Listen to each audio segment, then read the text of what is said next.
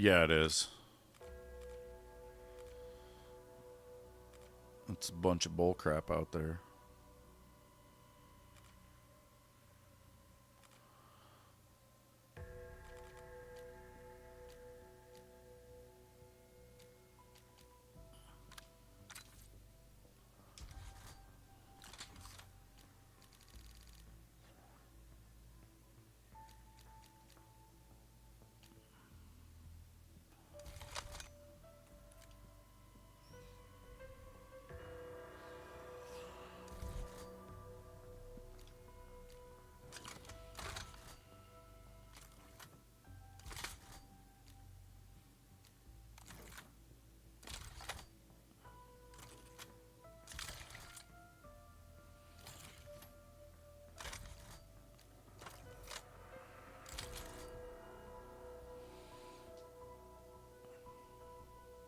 Looks like a mean gun. What's up, Blaze? Yeah. We're going to try to level up this LMG. Jingle hells.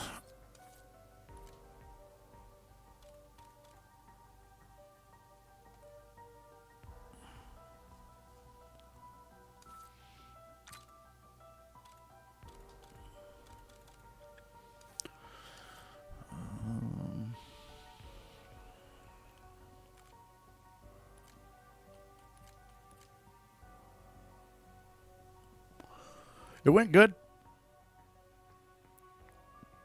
It was fun. It was also really stressful, and I hated it. But yeah, it went pretty good. I think I did all right.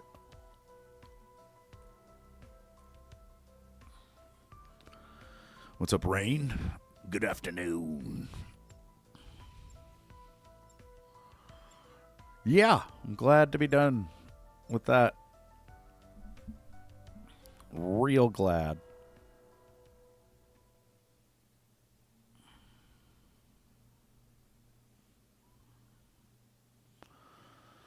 So it says you'll find snowballs around the map. There's Santa, I think. Rapid response team Alpha, Security Chief Blanchard. I'll copy. Barricaded the command center. I'm a little dinged up. I'll wait. See if there's anyone left to save. Body cam's locked. I'll keep eyes on. Looks like there's snowballs on the mini map.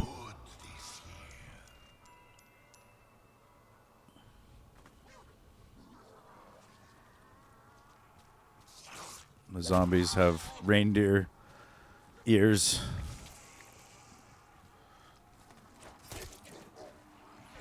Or Santa hats.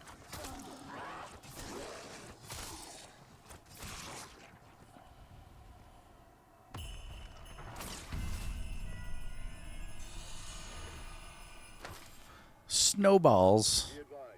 We lost contact. In the description loading in, it says that you got to freeze the zombies with snowballs and then kill them, and they have a chance to drop presents.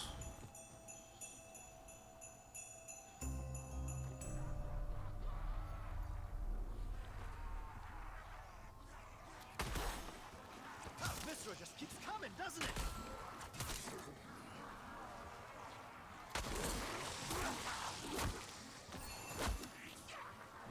I don't know what was in that. A baseball bat?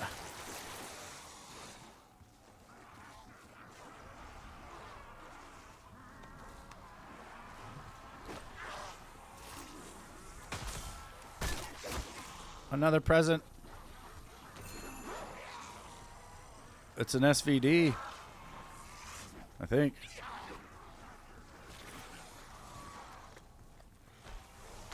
Yeah. Just a gun. Sorry to interrupt your miserable shit-sucking existence.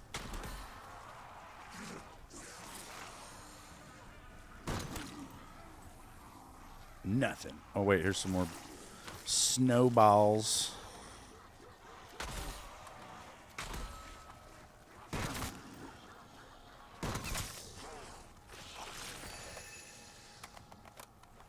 A drill.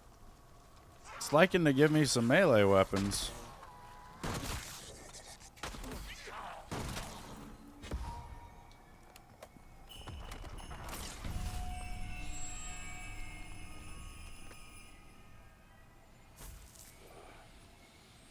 You know, the people who lived here trusted us. We failed them, and I can't even explain how. Insta-kill.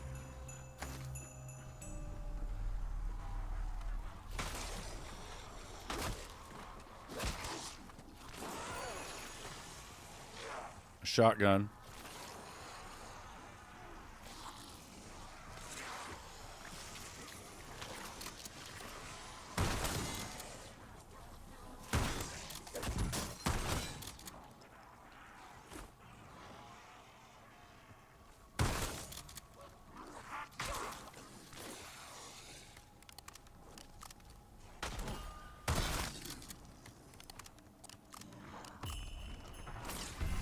Stay right there, zombie.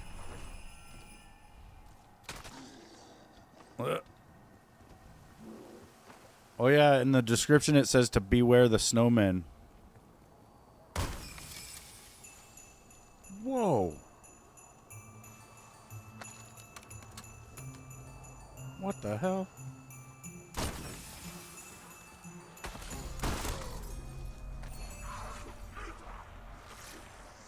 Pistol.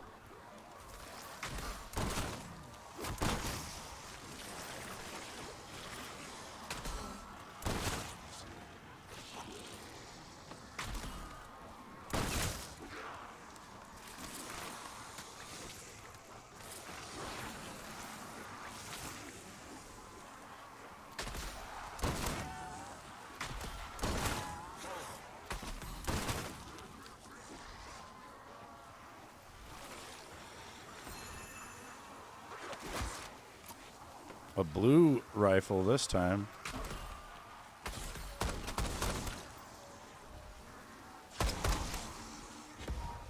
Uh-oh, we got a stalking. Uh-oh. Sorry, no group discounts. Apparently we're naughty.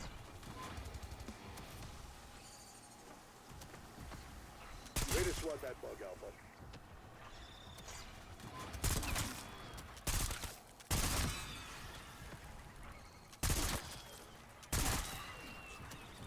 These little fuckers, they got elf slippers on.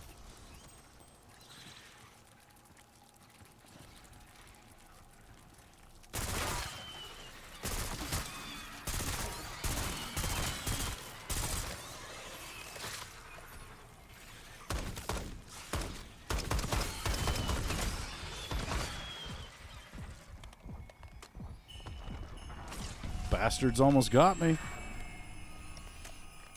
Yeah, 1 week until freaking Christmas. It's pretty exciting. Double points.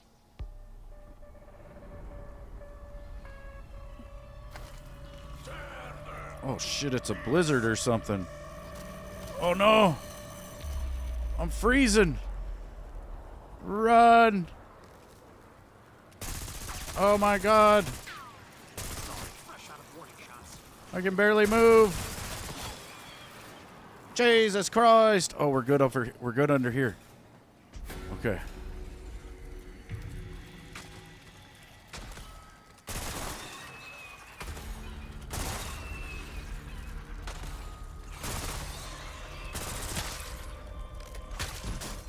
Ow.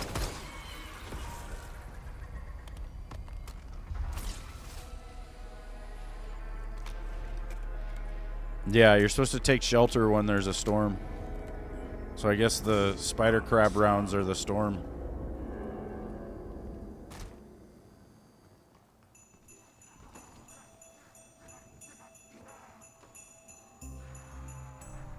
Where's the mystery box? Is there no fucking mystery box? You guys see a mystery box light anywhere?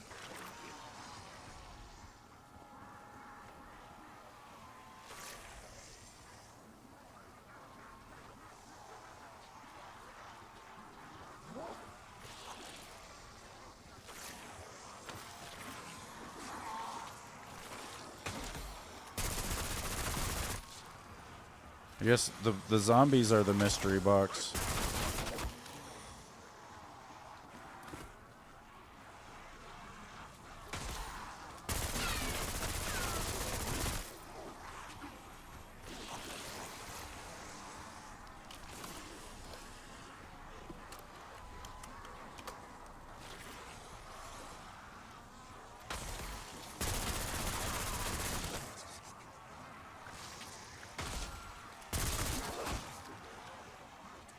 They ain't dropping shit.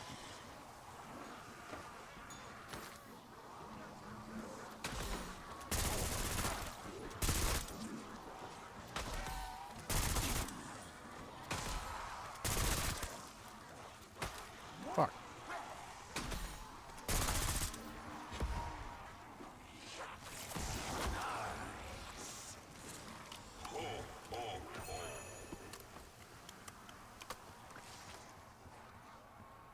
Well, there's presents.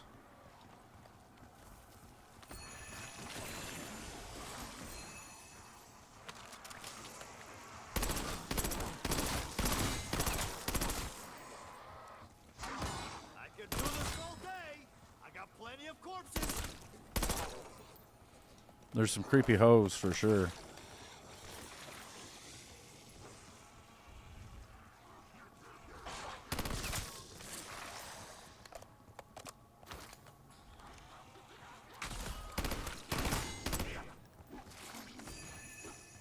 Oh, good.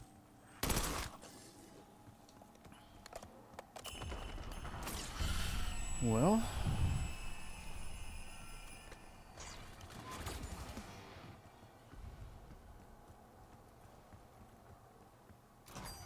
That's Dr. Moline. Joined the physics team last year. Nice enough guy, but weird. weird.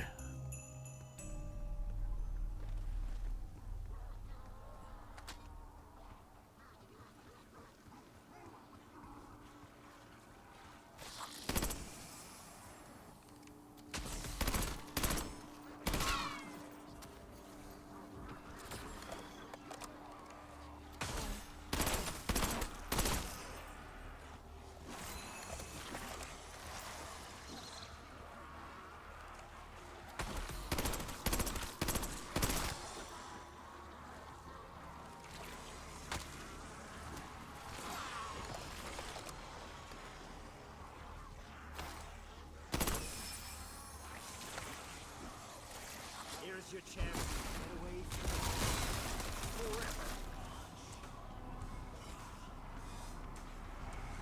Damn, I don't want to have two different LMGs. Setting shock charge. Two in the chest, one on the head. Spoiler, the head's all you need.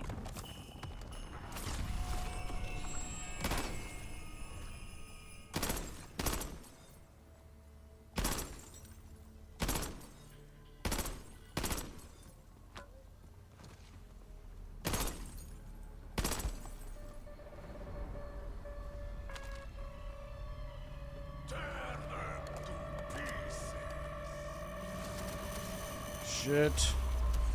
Get in frickin' side.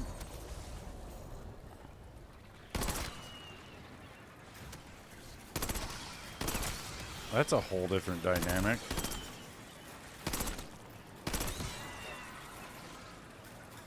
It was good, dude.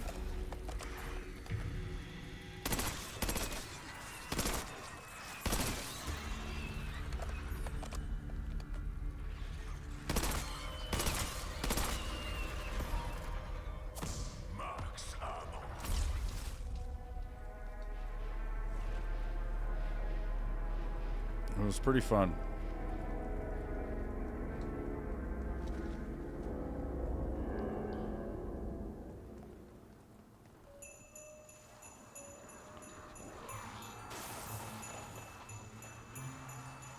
There's no snowballs up here.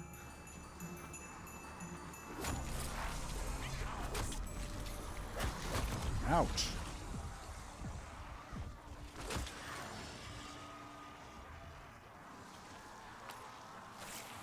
Oh, my snowballs are full.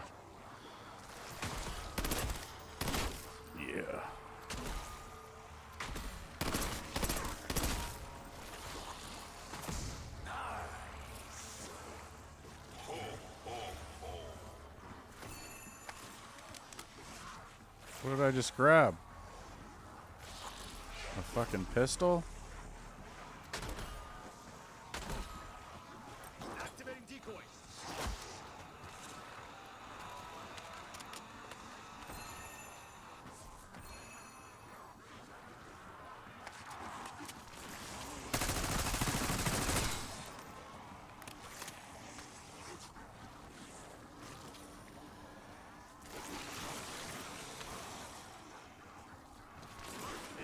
Oh shit.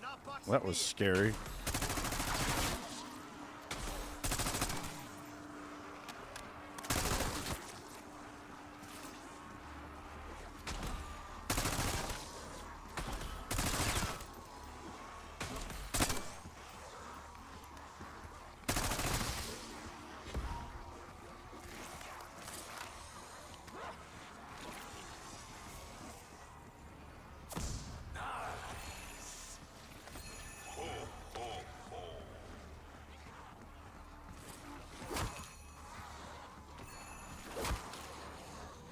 I don't want that SOG.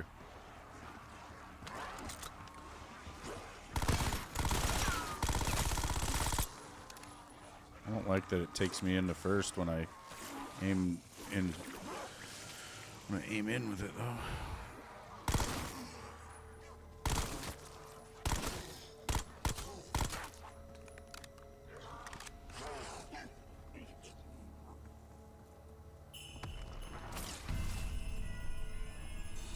Came in to level up this goddamn GPMG though. We're gonna keep working on it. If they didn't like me before, they really won't like me now. Oh dude, I just realized there's no salvage dropping. Shit. How am I gonna turn this thing? Well, I guess I could maybe get a wrench off the roof. You weren't using your brain anyway.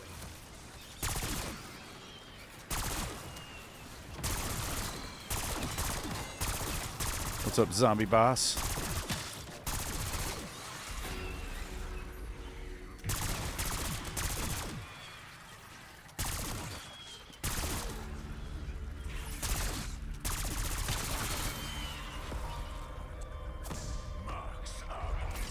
I don't see the crystals respawning in here either.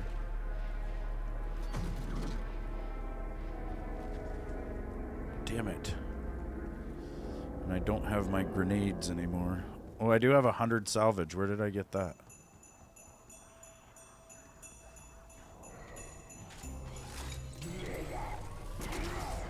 Yeah, it is. They seem to be running. They seem to be running fast already, too.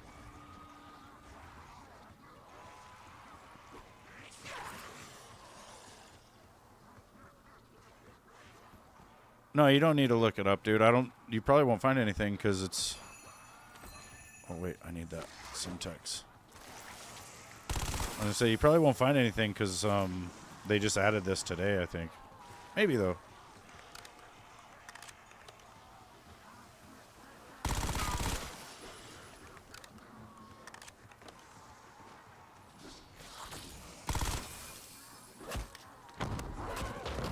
Some cryo.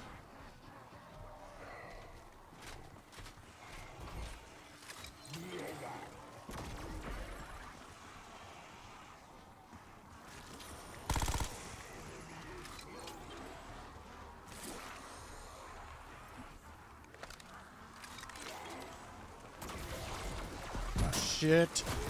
I really wanted slider.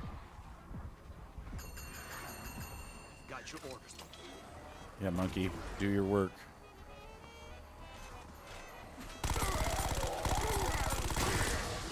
Yes. Got his frickin' arm off. Can't argue with science.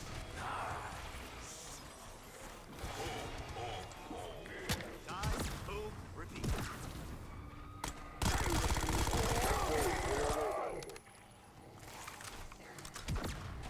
Whoops. We got a cold front moving in.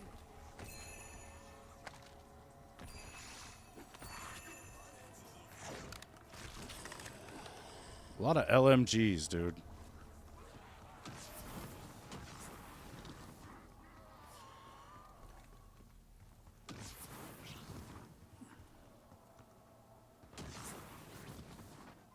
No craft bench? Oh, shit.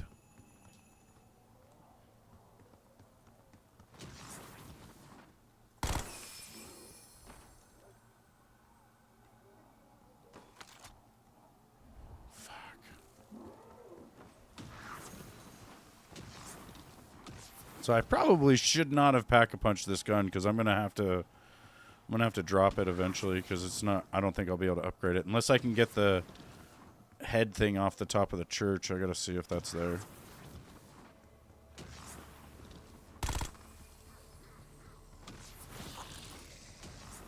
It is there.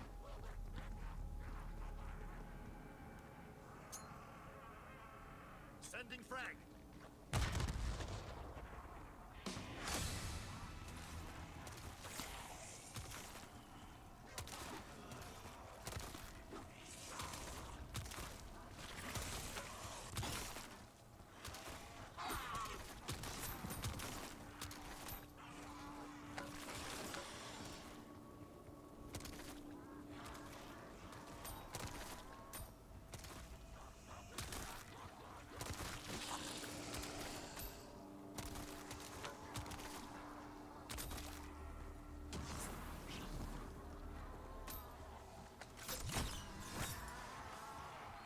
Sweet.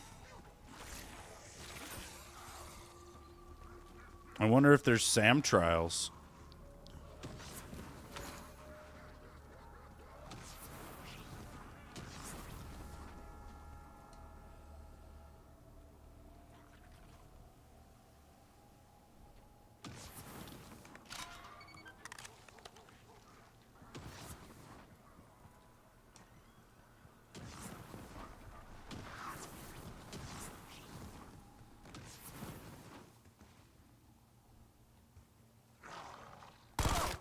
Going batshit in prison didn't affect my aim.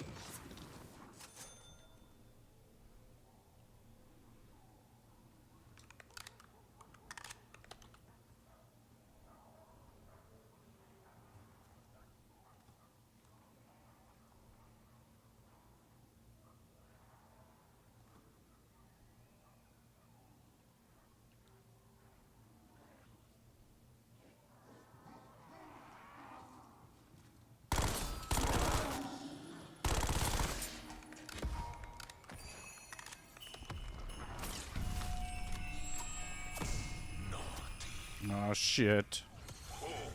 Oh, wait. I need to buy a jug. Who needs a tank when you are the tank?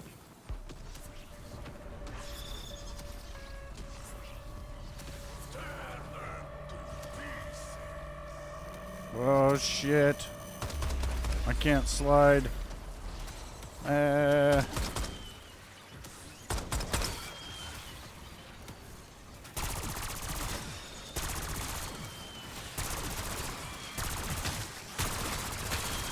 Oh, shit.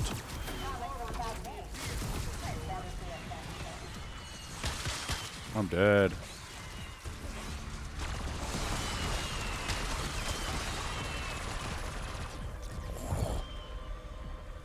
Fucking energy mine saved me, dude.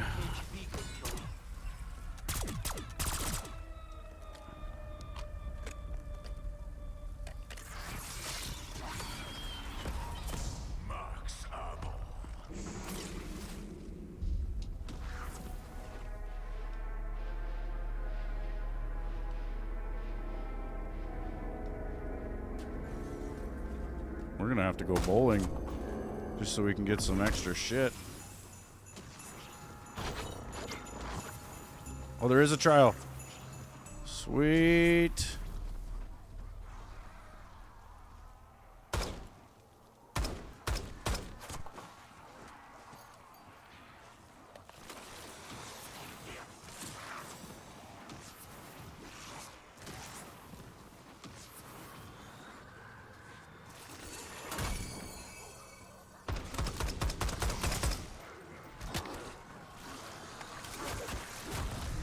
Fuck you. Oh, shit. Drop my other gun.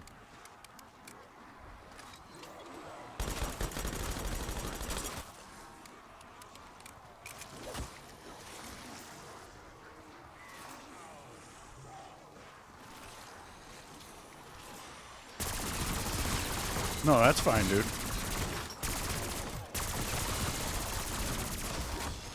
Like I said, I don't expect anybody to know a whole lot about this mode right now. Hopefully this is a nice.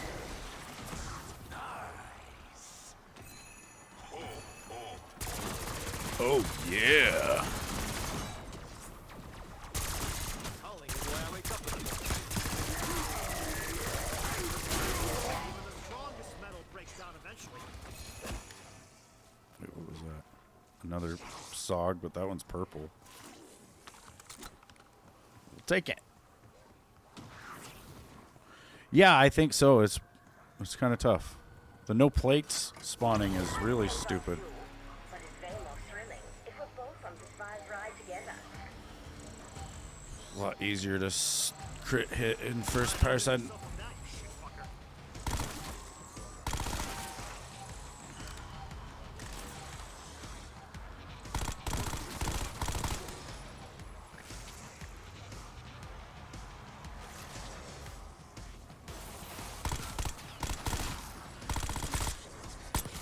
They seem to be spawning fast as fuck.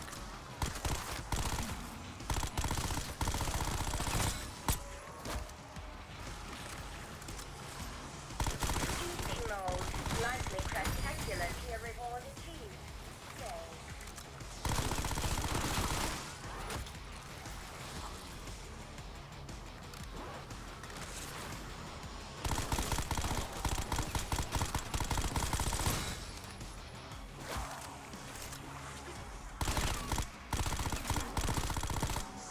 My expectations were low. And yet, you No, I don't want to do that. Fuck. It's really tough. They don't give me a lot of time to shoot. My programming dictates I inform you that the highest trial tier reward has been unlocked.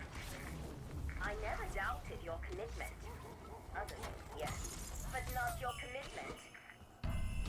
Great.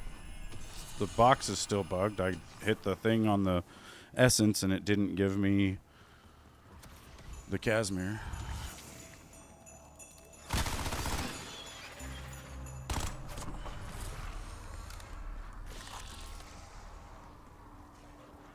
See a groundskeeper anywhere?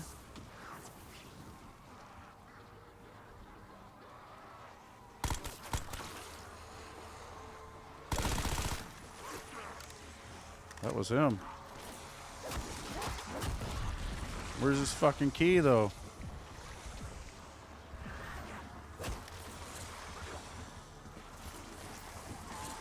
I don't think he had the key.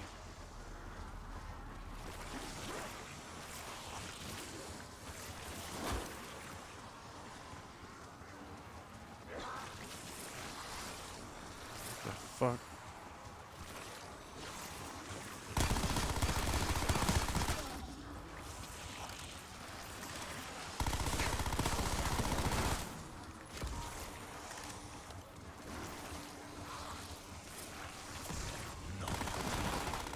Of course I've been naughty. Killing all these zombies.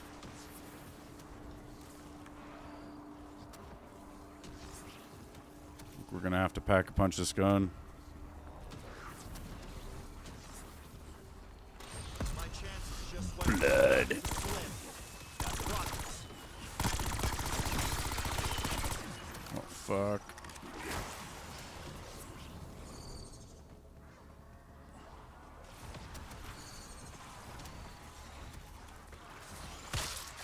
Ow.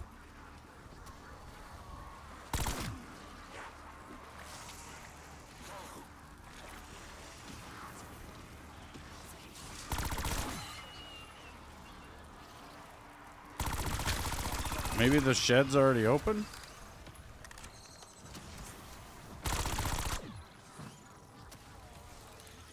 No? Maybe it did drop the key and I just didn't see it.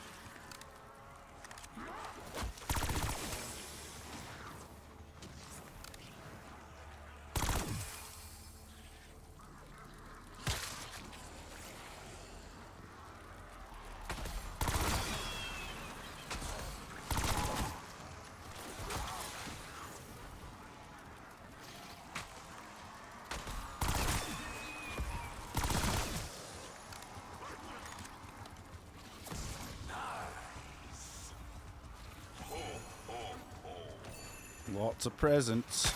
Purple knife.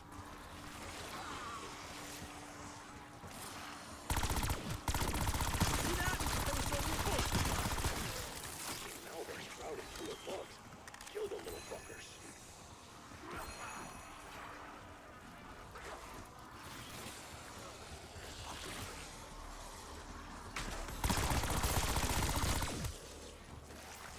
Because you're going to want Frenzied Guard and Gobblegums. Oh, good.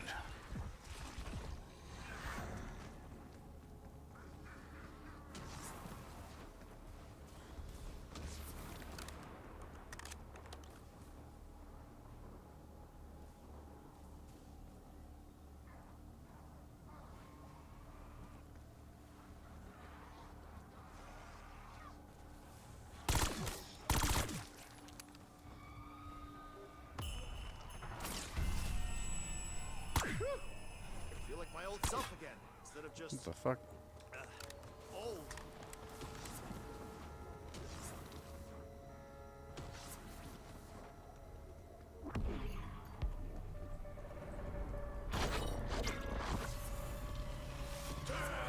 It's a storm.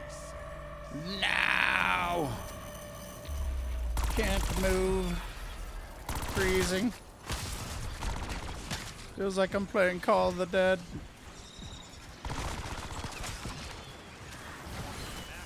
Say I have more lives than 9 cats. Me fucking yow.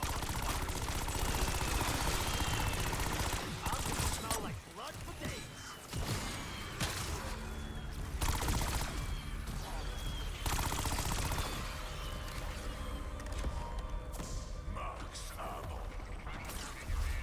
Limited time offer.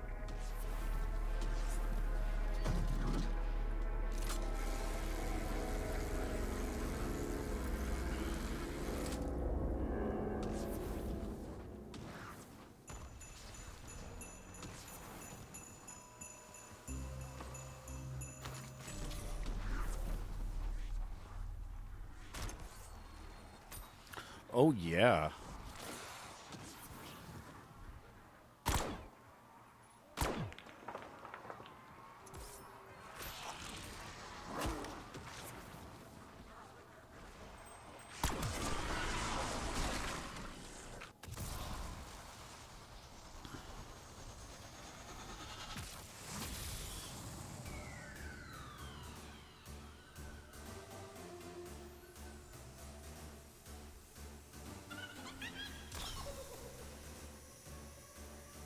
The manglers have wreaths around their necks.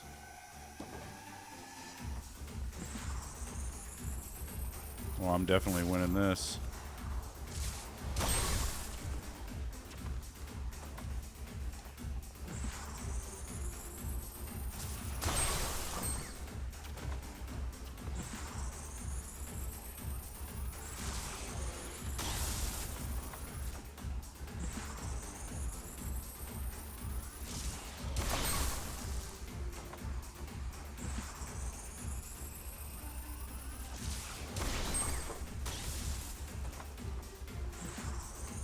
Yeah. They didn't take the bowling away from us.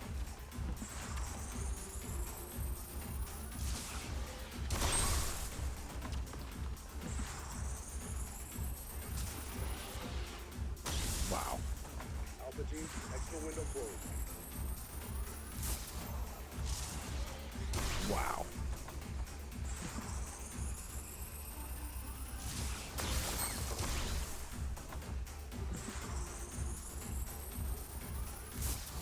Yeah. Me too.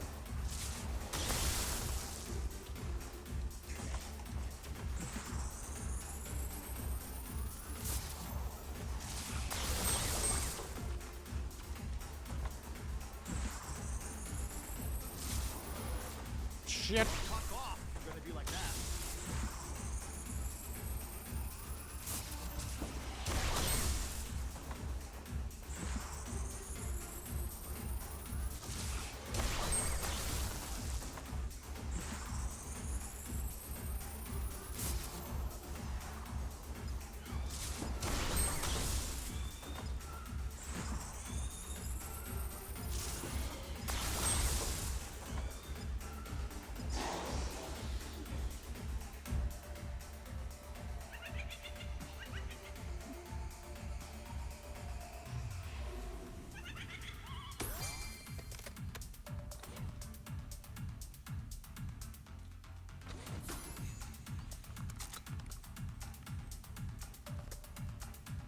See, in the reward thing, it looked like that HE1 was gold, but when I pick it up, it's gray.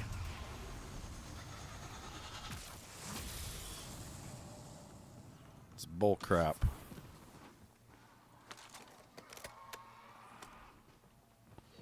Oh yeah, I need to go open up that shop.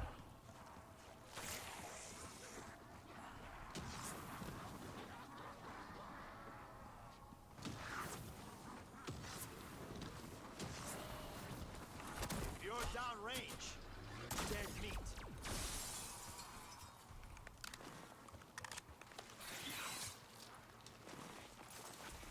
Electrical wiring. Something you try to use At least the wiring's still here. Oh, those sons of bitches! They put a. I was gonna go out that fucking window and there's a goddamn Christmas tree there now. Shit! It got me good. Real good. Where was that drop? There it is. Luckily, I only lost Jug. And my self-revive. And there's no crafting table, so I don't get another one. Yay.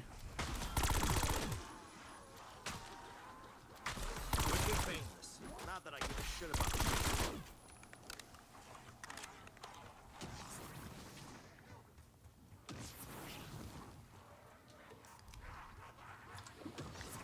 I could probably take a bullet and spit it right back out. Yeah, Mustang and Sally is a good option, I think. I don't think I'm going to be leveling up this gun. Ow. Hey, what's up, Darce?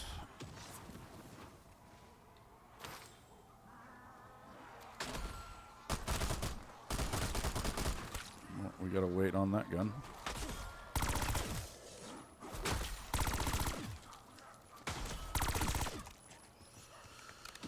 Everything hits so hard, too. Well, because I don't have any armor.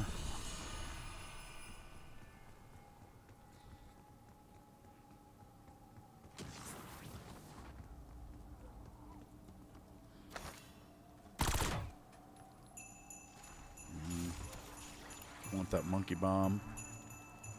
I'll throw this Casimir and grab that.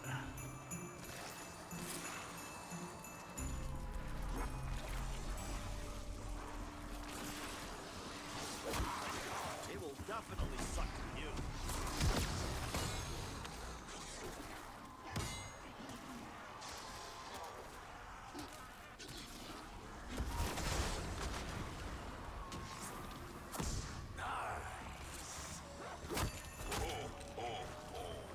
Better be a frickin' ray gun in one of these presents.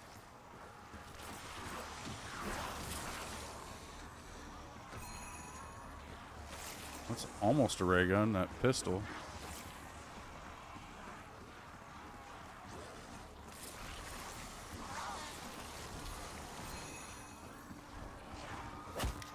Ow.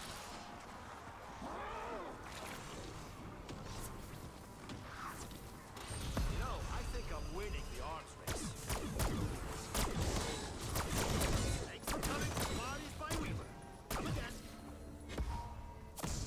Oh shit, we got a max armor. Sweet.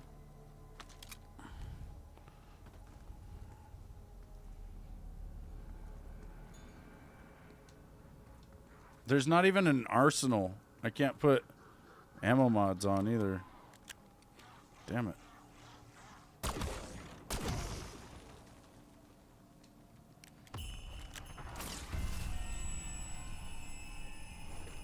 I'm gonna pack punch this. This is mutually assured destruction. I'm making it extra mutual. Ooh, I got a holiday cheer gobble gum. One of the things up here. Oh shit! Fuck! It's freezing. No! Get the monkey bomb, you sons of bitches! You signed up for.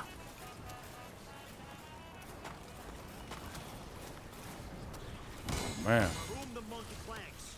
It clanks to you.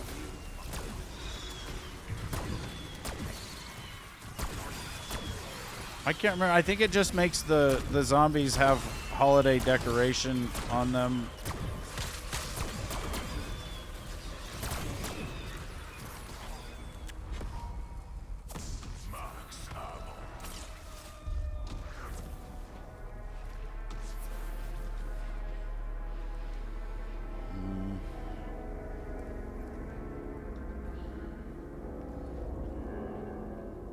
Trying to decide what to do. I really don't know how I'm supposed to get the jet gun.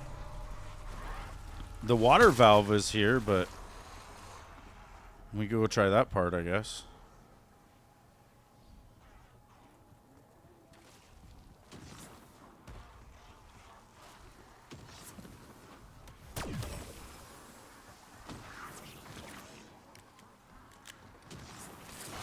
Yeah, maybe it fell through the floor or something.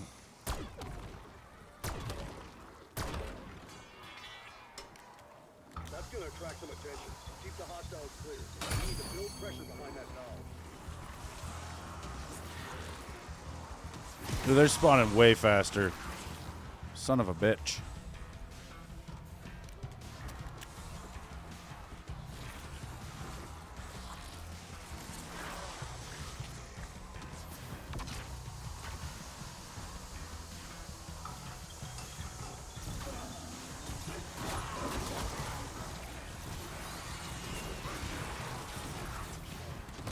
You fuckheads like my plasma death ball?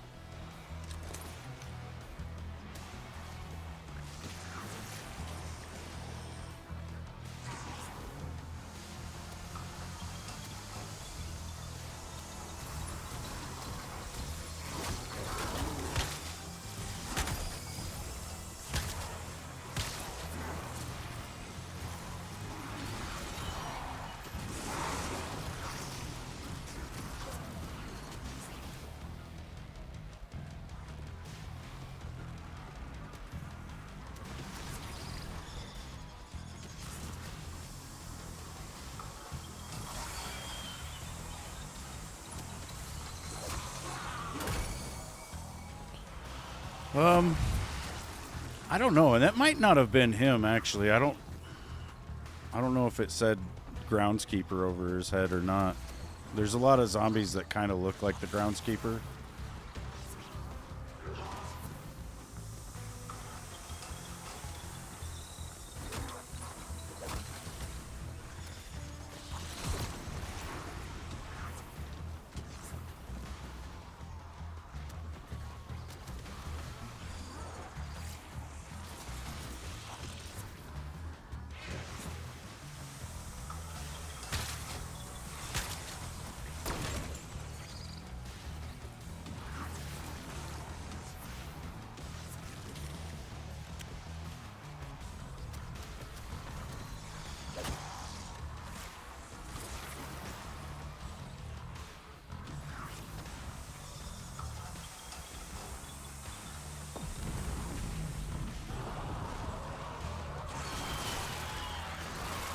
Major quiet. Better keep it close in case we need it. We've got two parts. Yeah, maybe I think maybe it wasn't him.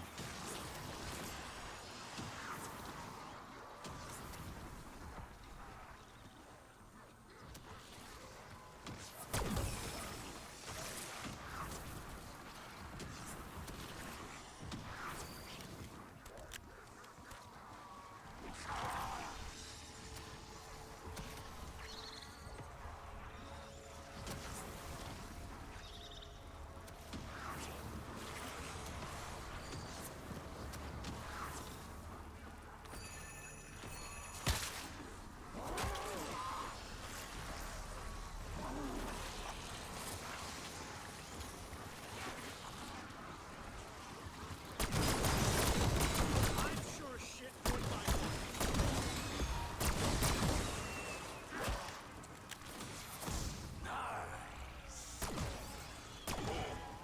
Hey, what's up, Pete? Yeah, dude, they added this holiday shit to BO6, so I felt like streaming that. I'm like right up to the Act 2 boss on PoE though. I was gonna stream that as well, so you guys can see it.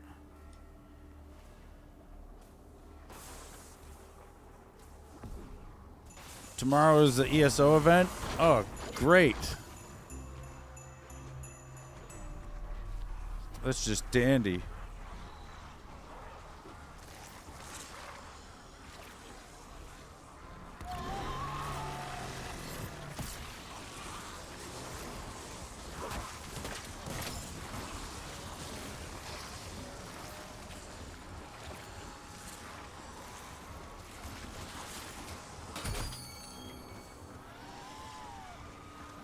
Yeah, there's too many games and not enough me.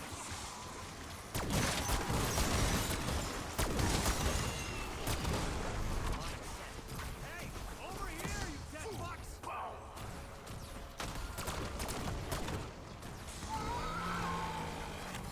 At least you can kind of freeze the abomination easily.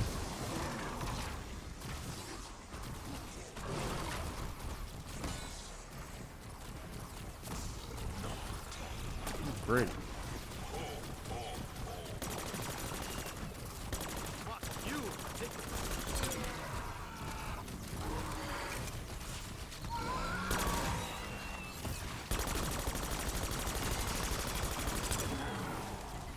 Chewing him up, though. I feel like the crab rounds are the best time to spot the groundskeeper. Although it's not a crab round, it's just a naughty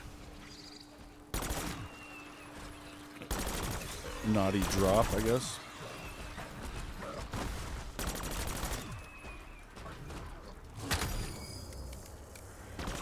Oh, I need to be shooting him.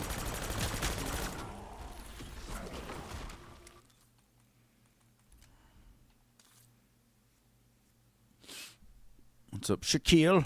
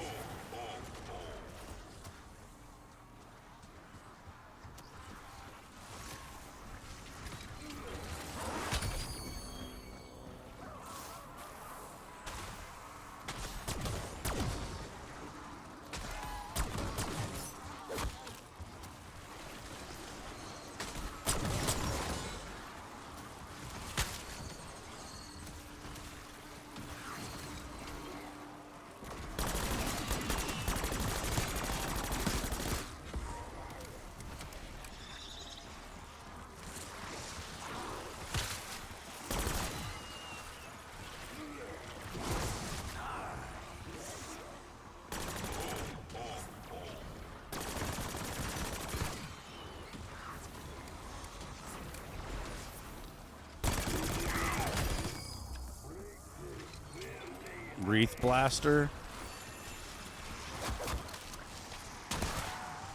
Be advised, exfil windows closed. Not going that way yet.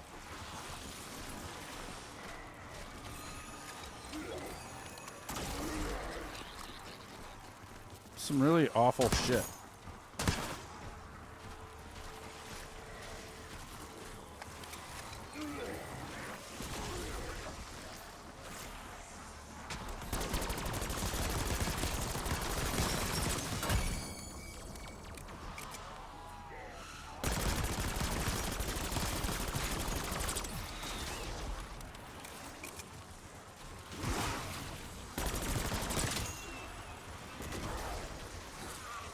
Man, I got no ammo.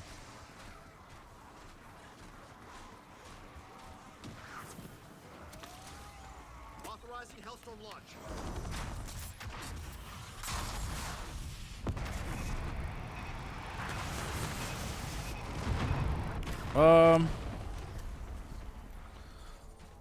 Probably, I don't know. It depends on the kind of chip, I guess. Like if it's Ruffles, I kind of like the cheddar sour cream ones.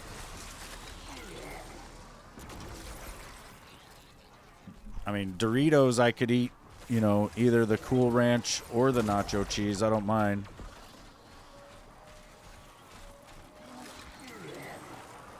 It's like, I don't know that I have a favorite with those. Sometimes barbecue Lays are the way to go, though.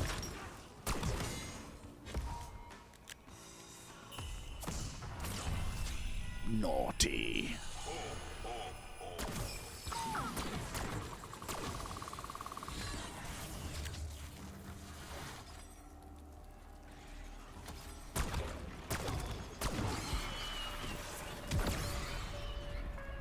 It's storming. Get in the house.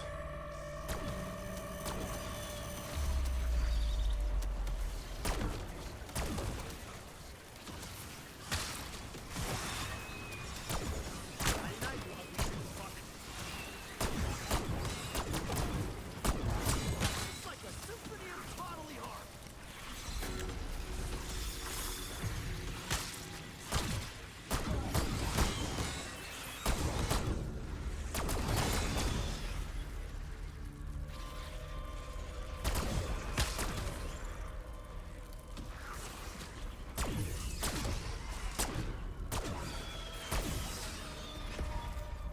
That's why you got to call it Mountain Duty.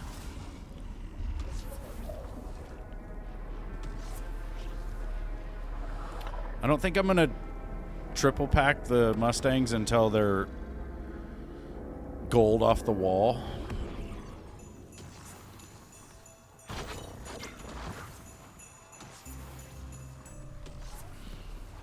Right now they're perps.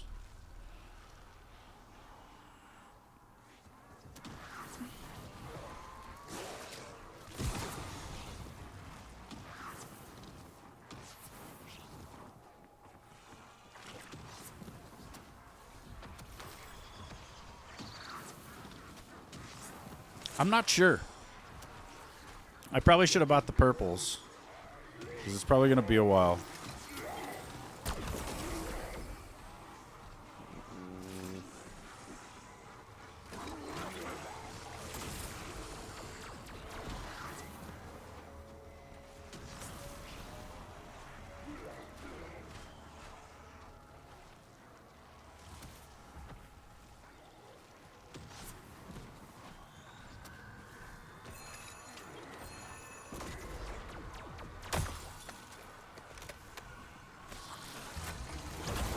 Trials will evaluate specific skills Where the hell did they all come from? specified criteria.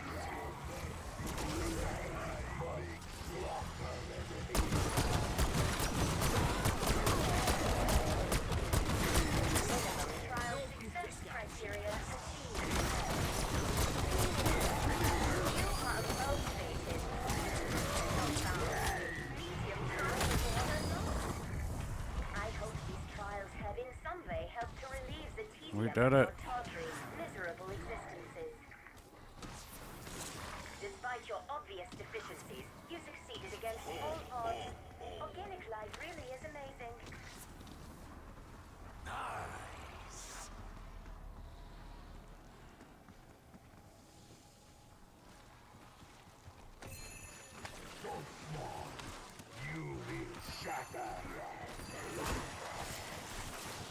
Baby black hole, this is still a fucking black hole.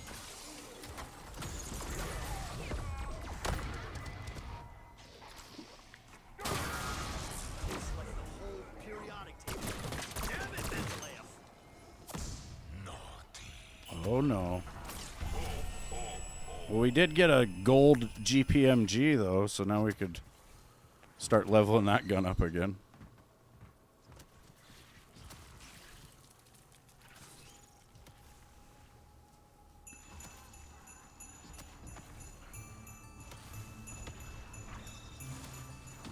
There's the groundskeeper. No, that's not him either. What the fuck? It's just a normal goddamn zombie round. Holy shit. I was convinced that was him for a second because it was just him. That was round. Oh my god, how am I gonna get out of here? Just like that.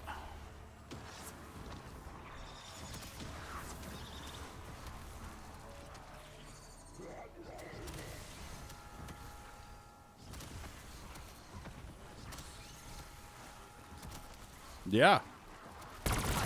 Just work on a bunch of different guns. Oh, what the fuck? I caught the zipline and it ziplined me back towards the building. 'Cause I guess I was looking that way, but usually it'll push you the other way.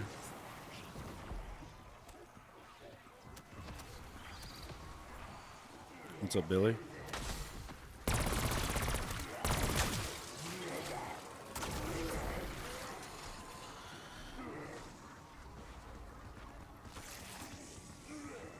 I need to see if the bunny is in the back of this car. Nope.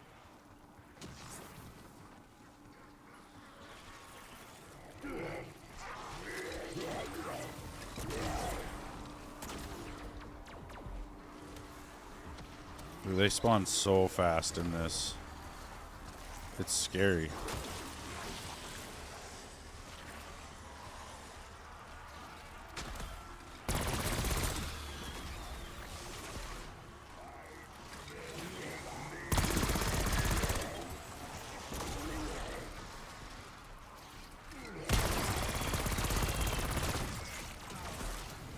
I don't think so. Usually he comes pretty soon, like in the beginning, but I think it's kind of random. And when he shows up, he just runs to a certain spot and then he'll like teleport away. And then you gotta wait till you see him the next time, so.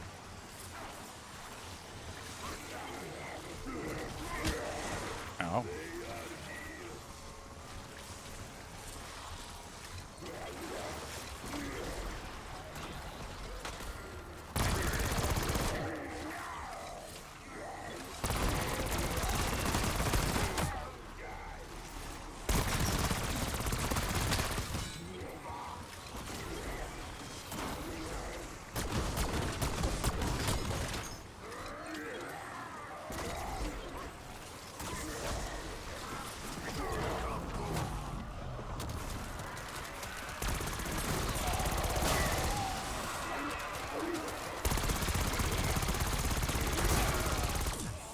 Sound is music to my ears.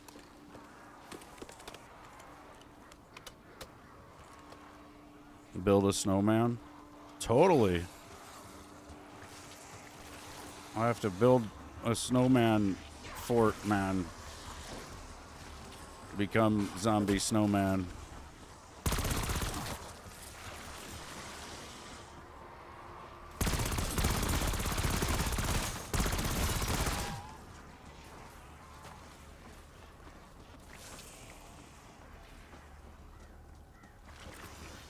We'll just wait. We'll hold these zombies and wait till the goddamn groundskeeper shows up.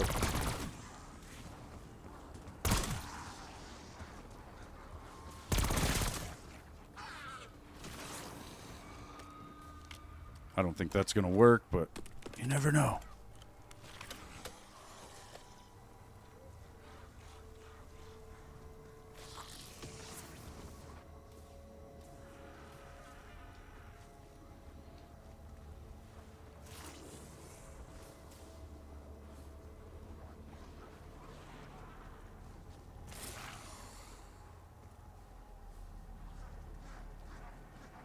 Could go grab a couple perks.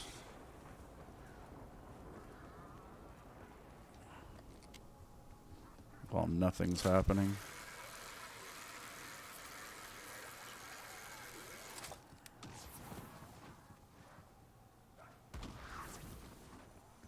Oh yeah. They can either have zombies or stuff.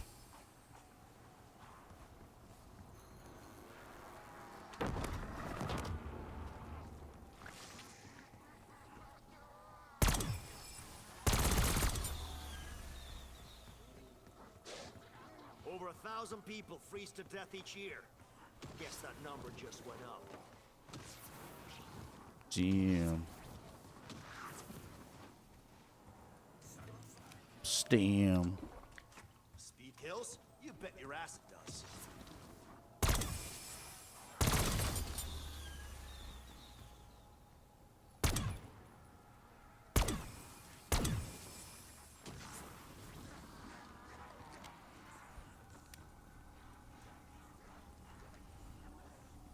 Gold C9.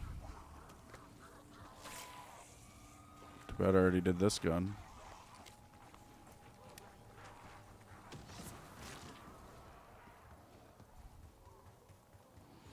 Let's go check the color of the Mustangs real quick. They're still purple.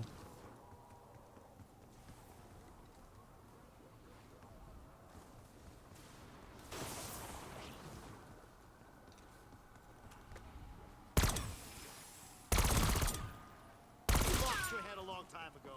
I just made it official.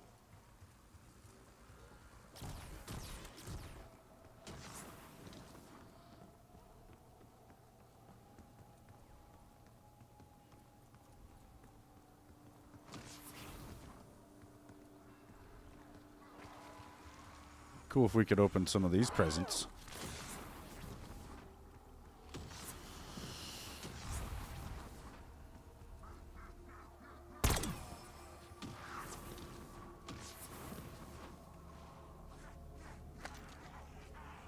A gold ASG.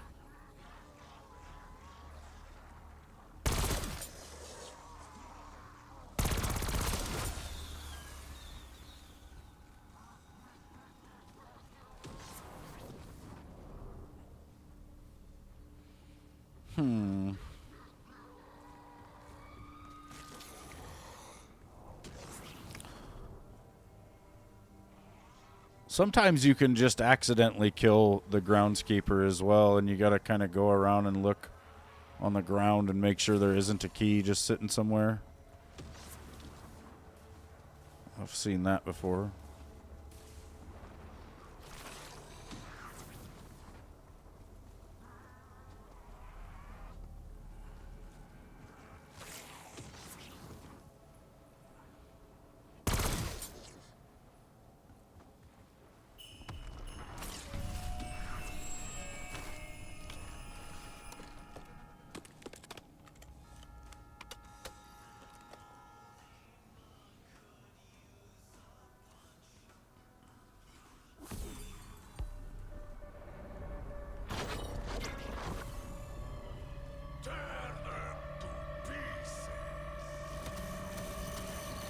Ain't tearing me to pieces, you little crab shits.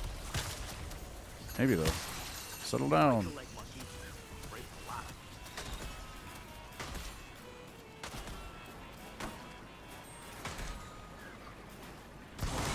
Ray said that thinning a herd is good for the planet. Can't argue with science. Ow. Oh shit, oh shit.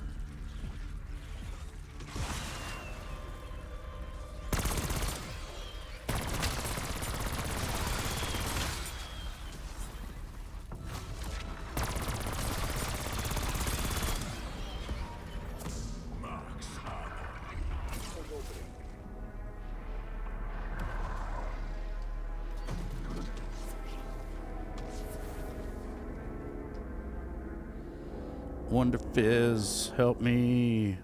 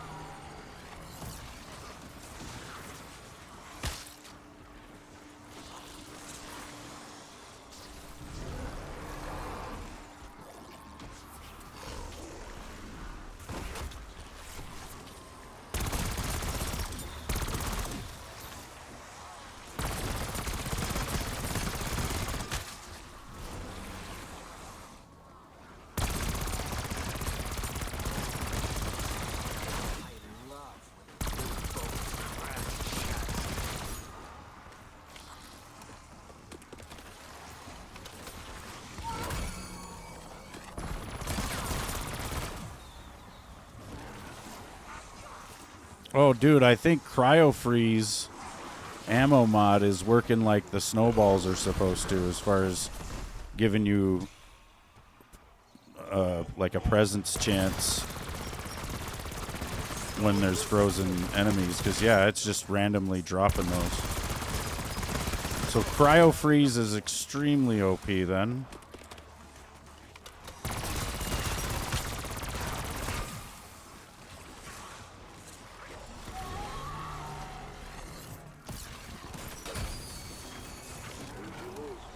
Because you don't even have to be hitting them with the snowballs.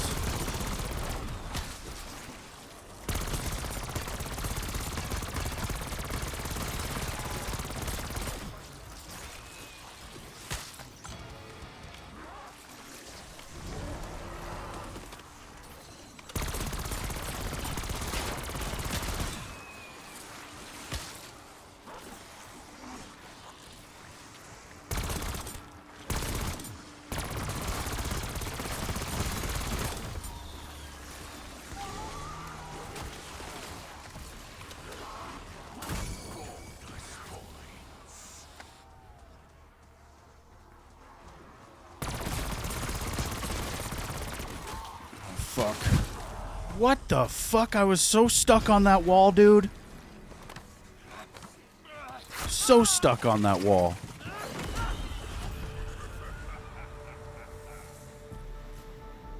That was crazy. I just wanted to mantle over, and it seriously was like throwing me backwards.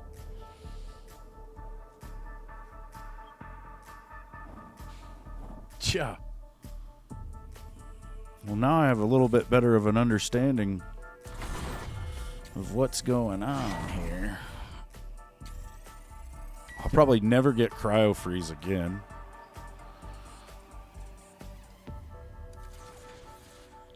The game keeps doing this, right? Enter Prestige 12. There is no Prestige 12. And if I try to do this, it gets stuck in like a load screen. So I choose not right now, and then the next time I come out of a match, it's going to do it again. It's bullcrap. Oh, I didn't consume any gobble gums. Whoops. All right. Definitely want something a little bit more mobility. I guess it doesn't matter too much, because it's going to get dropped fairly quick for something of a better rarity.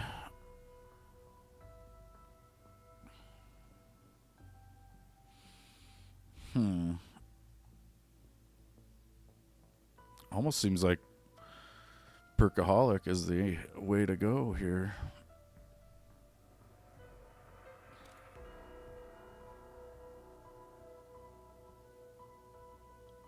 I don't know though. It's going to be tough no matter what. I love it, man. Like in Cold War, the holiday modes were so easy. You have presents dropping all over the place, ether tools and all this shit, chalices flying everywhere, and on this they're like, yeah, let's make it harder. It's kind of fun, actually. Yeah, you cannot go in thinking you're going to hold on to this gun or like any gun, probably.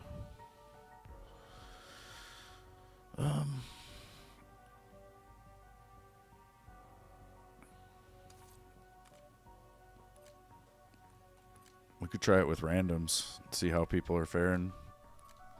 See how people are doing in the world.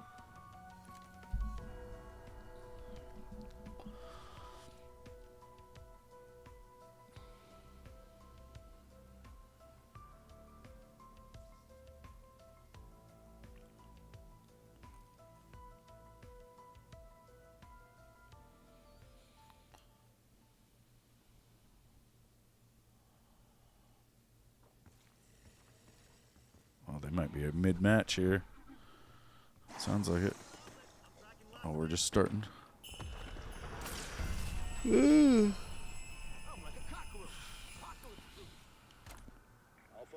search the area. We've got 3 Janus-signed personnel missing. Their knowledge is critical to mission success. Take care of our own.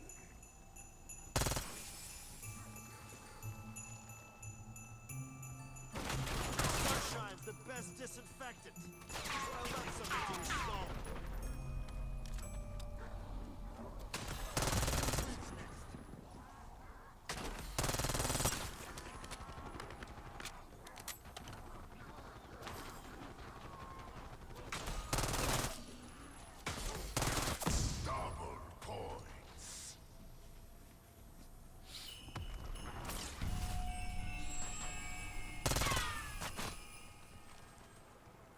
Keep pushing. We need to find out what caused it. Even if it turns out it was us. I got cryo freeze straight away.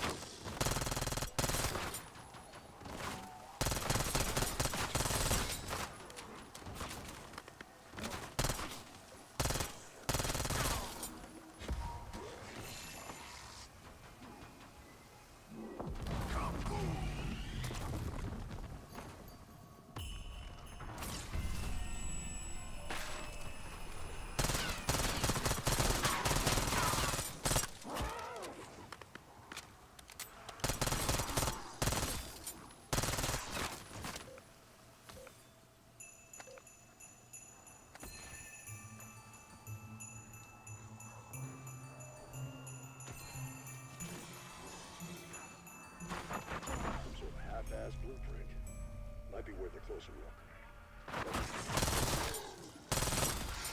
Oh shit. Going out.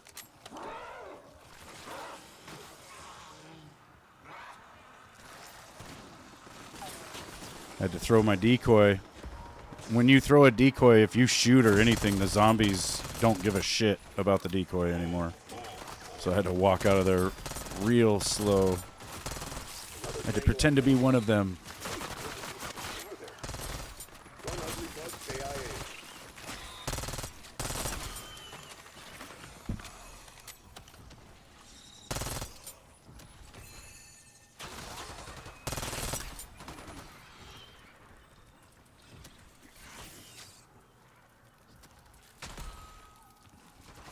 Close and very personal.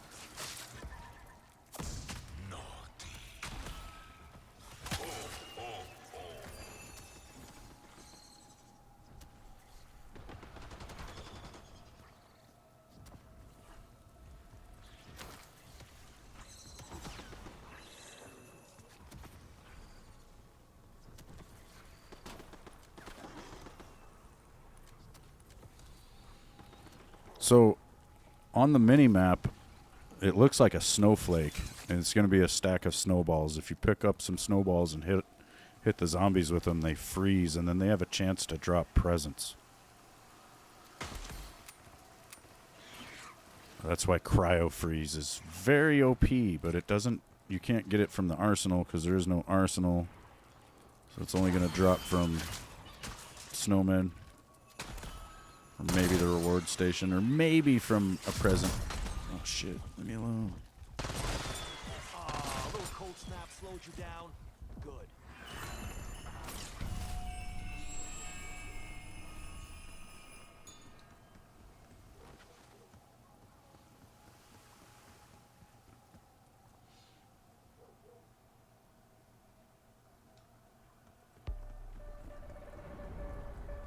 Get indoors.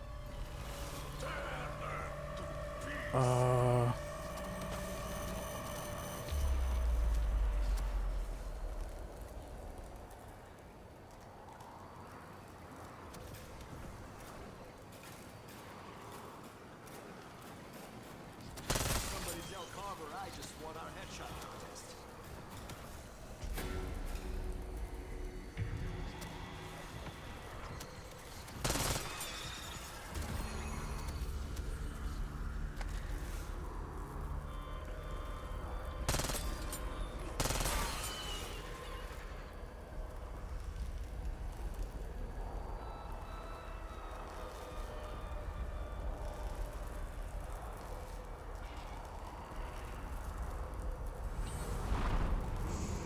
Yeah, it does.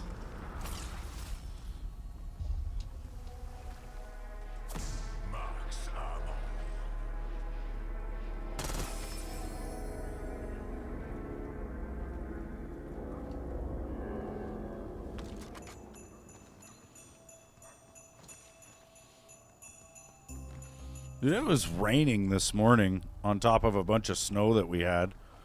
So we got a bunch of slush. It's stupid. I hate slush.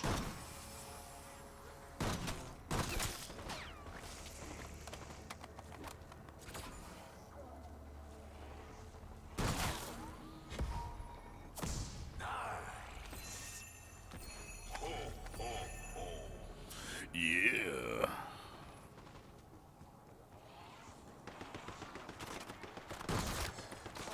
Yeah, that emote's from like last year or maybe the year before, and I'm just too lazy to make a new one, so it stays there all year, and now it's fucking in season, and see, that's why I don't remove it. If you kicked me in the balls right now, I wouldn't even feel it.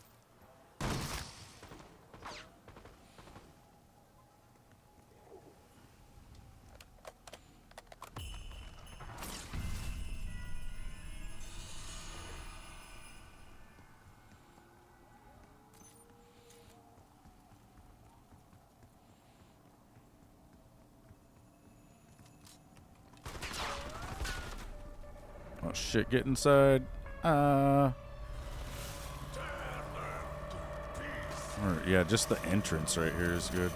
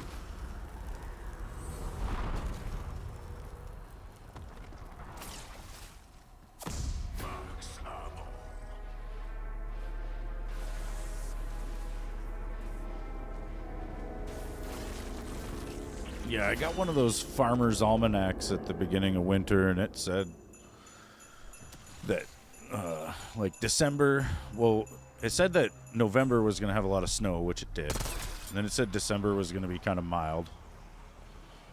And then January, we're supposed to get a lot of snow again.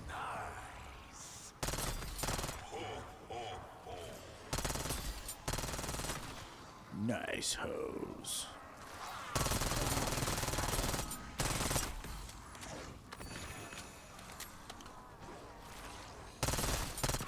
Fuck, center man, I'm spraying some grain. Okay, that's the groundskeeper right there. So I just had really bad luck last game. Church groundskeeper. Good Because that guy. motherfucker Seems his luck didn't stick around in the end, though. is still in the game. All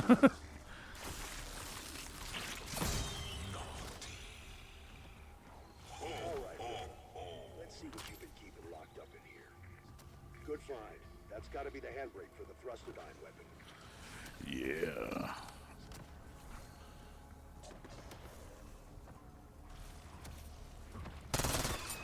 You like being cold-cocked? Whoa. Thought not.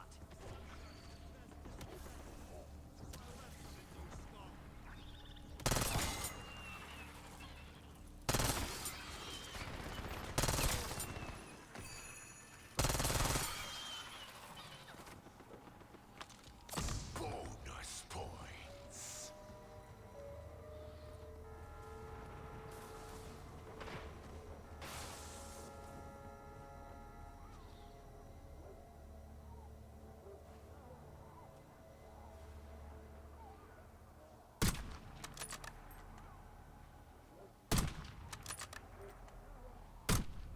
Oh, wow.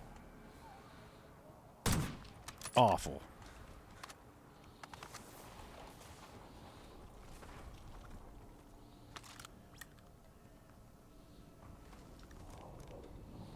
Sweet. Juiced up and good to go. Who wants a taste?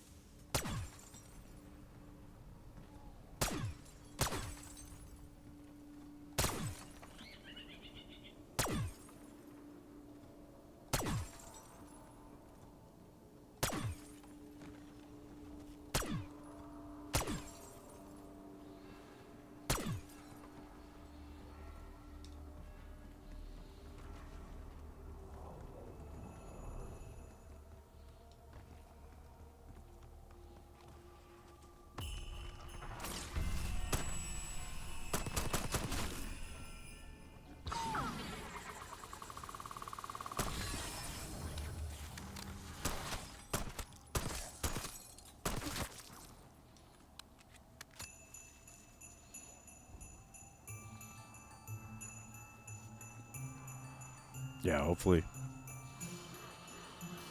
Hopefully we'll be able to get that.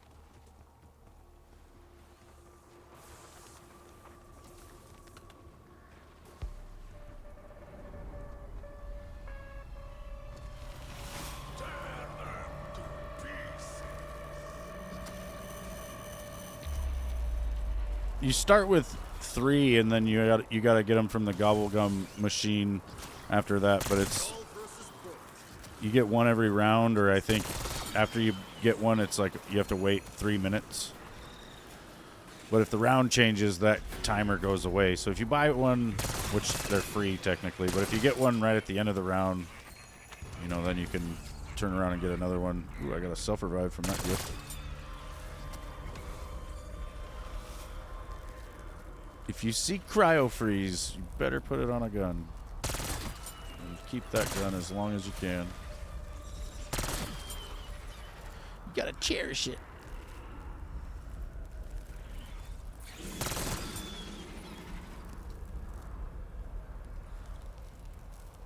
No, there's no, I don't think, well, actually I take that back. I think on the store there is gobblegum packs that you can technically buy with real money. I haven't even bought the battle pass though.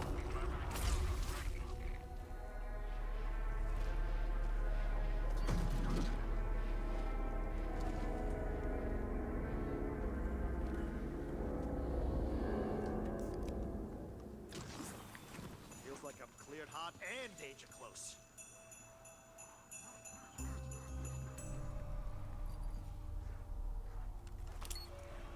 Semtex thrown. We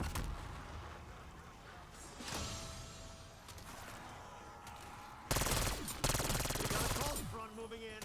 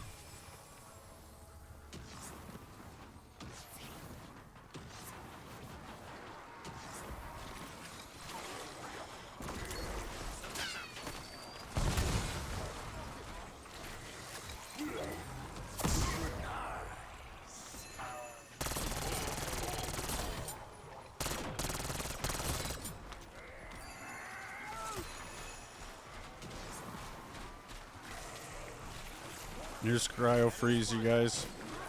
Oh, JJ said, fuck this. There's cryo freeze over here on the ground. It's seriously OP as hell because it makes the zombies just start dropping presents. Loot identified. Exfil is no longer available. Like that. Grab that ammo mod, dude.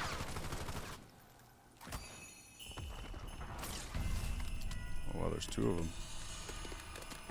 Oh, put it on this gun then.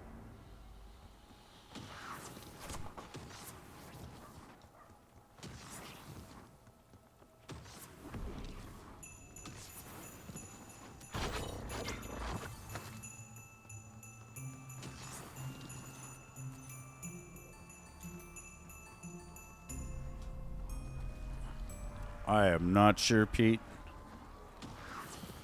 I haven't bought any of them. I try to avoid the store. Sometimes, like when I log in, it'll say I have a free gift, and I'll go in there, and it's always some sort of double XP token. I know they're just trying to get me to go in there and look at shit, and then they'll be like, oh yeah, buy this. Looks like you're gonna live. I'll let you decide if that's good.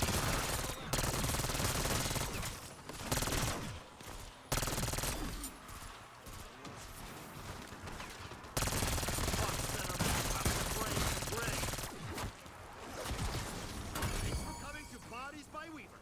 Come again.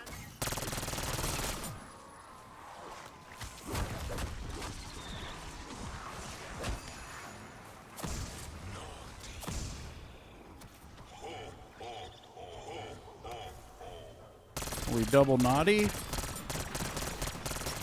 Everybody's leaving.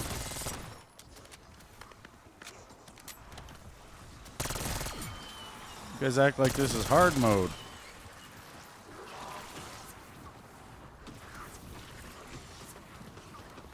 You guys don't have 15 years playing zombies? What the hell?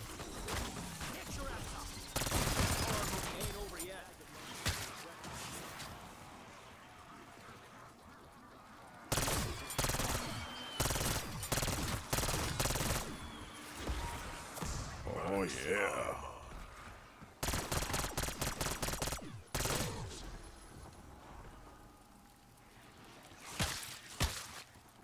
You'll buy another bunny. Yeah, if they add it, maybe. I might get Rambo if they added him again.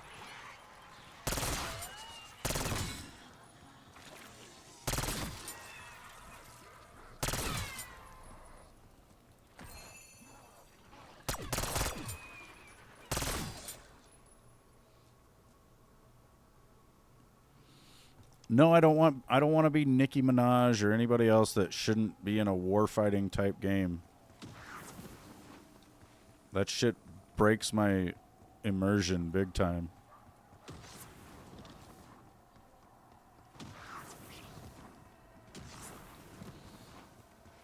I don't even think you could get that chick to put a lap around a track. You know what I'm saying? Like, she wouldn't run a lap around a track on foot. She'd get all sweaty. Her hair would be all wet, messed up. Uncomfortable. Blah, blah, blah. Like, I need to be convinced that you could pick my fat ass up and haul me a couple of miles across the battlefield. Then I will want you as an operator in this game or on my team in a war or in a fight. Get in the house. I mean, I do. I certainly do. But probably not on the battlefield.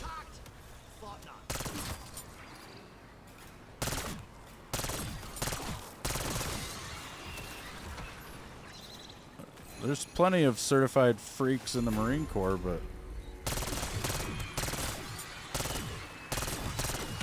I don't think anybody was twerking out there. What the fuck?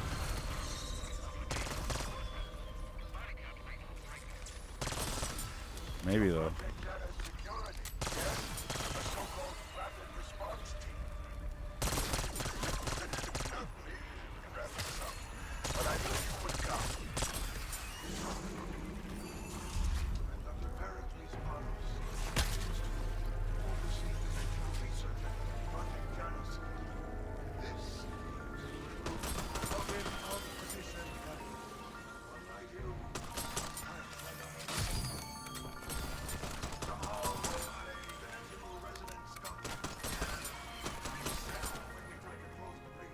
no way.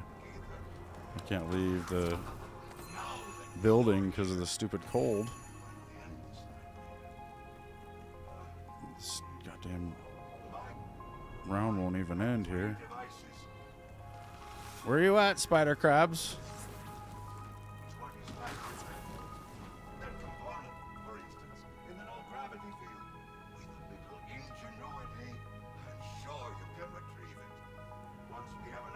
This guy's giving me his whole life story in here. I don't want to know. Now there's literally nothing happening between. Oh, wow. Blue baseball bat. Good. Well, there's some other stuff too. Here's a purple sog. Blue asphalt. Anyone need loot? Get it while it's hot. Ready or not, maggot sacks, here I come.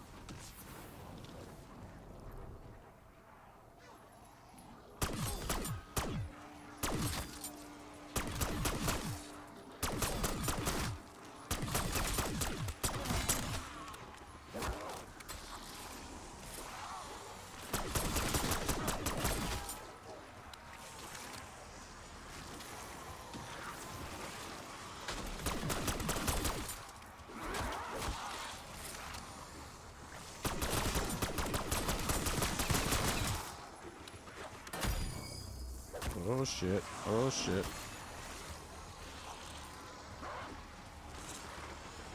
Another cryo freeze. Loot identified.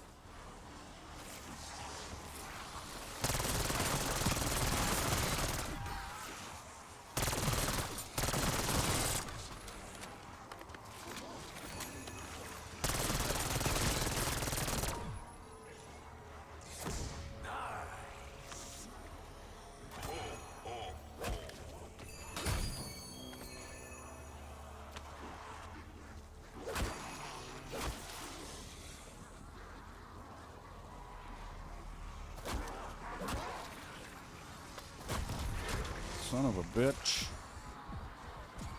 These zombies are annoying me.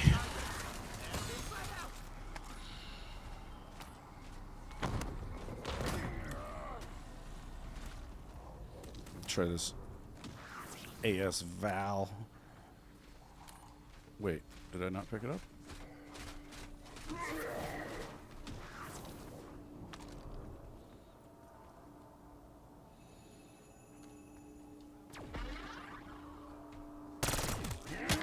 Okay.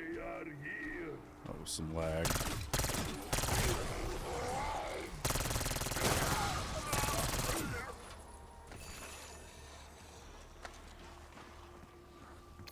There's a chopper gunner out here on the front.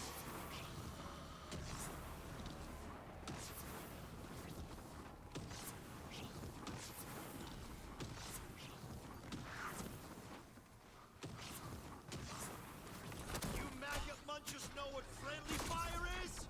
Well, you do now. Jackpot. That's the wiring for the jet gun.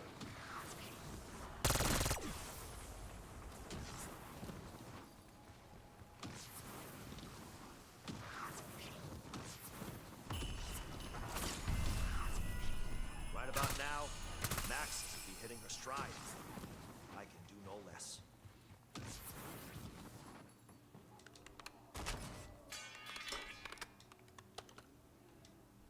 Come on, game. That's gonna attract some attention. Keep the hostiles clear. We need to build pressure behind that valve.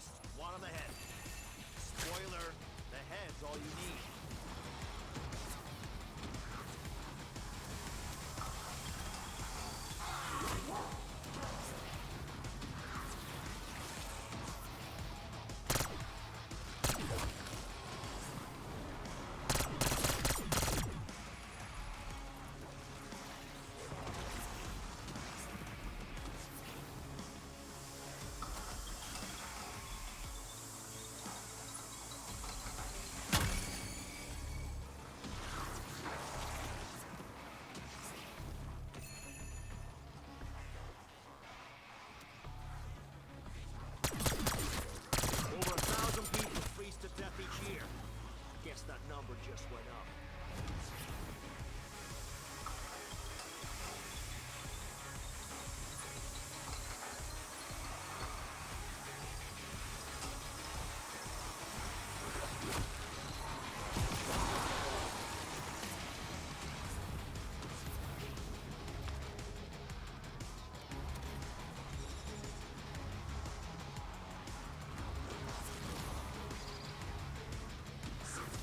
C4 charge out.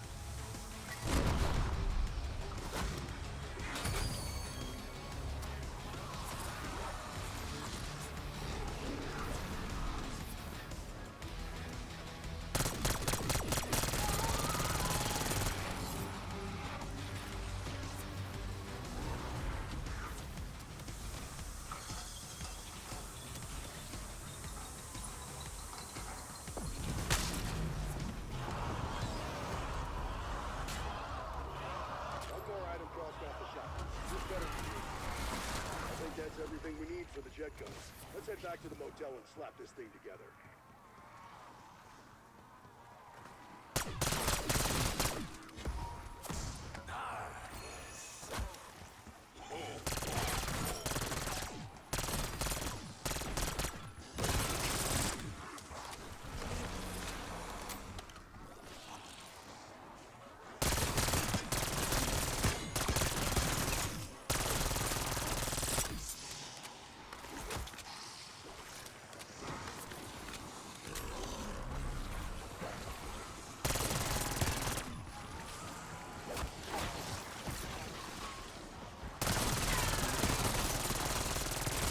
All aboard Weaver's Death Express.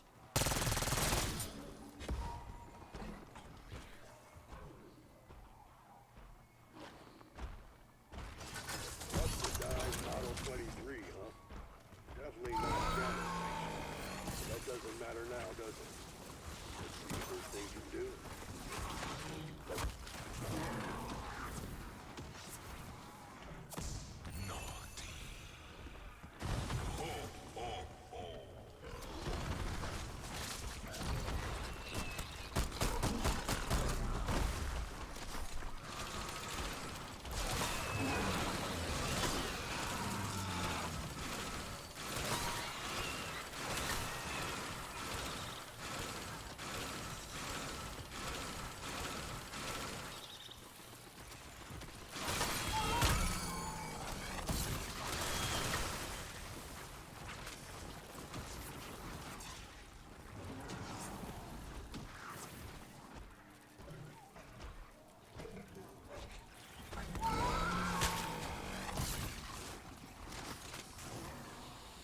Yeah.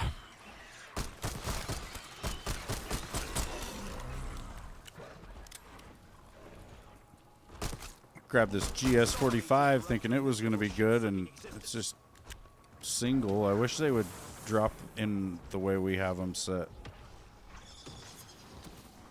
for our zombie build or whatever. A Annihilator. What the hell?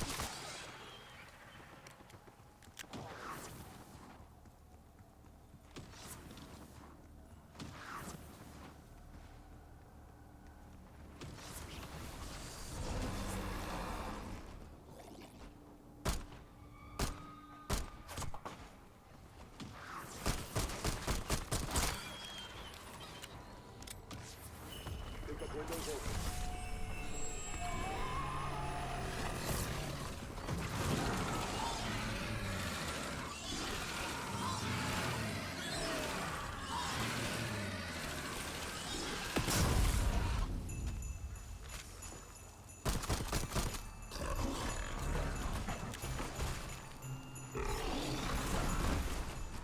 Ow.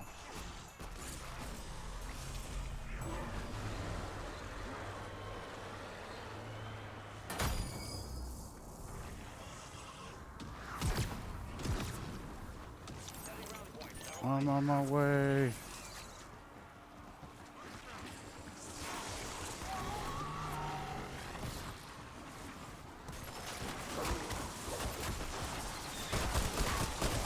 Oh, Long Johnson.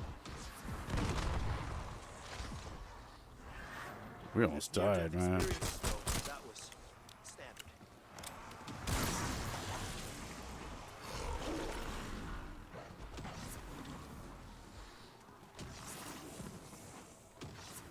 We're under a wind advisory, and it's starting to get windy now. Oh, good.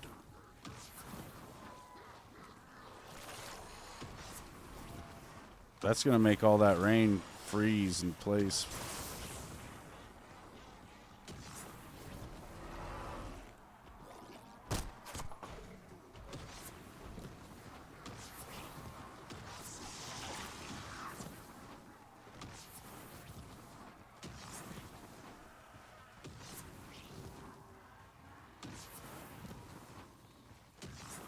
An ice rink.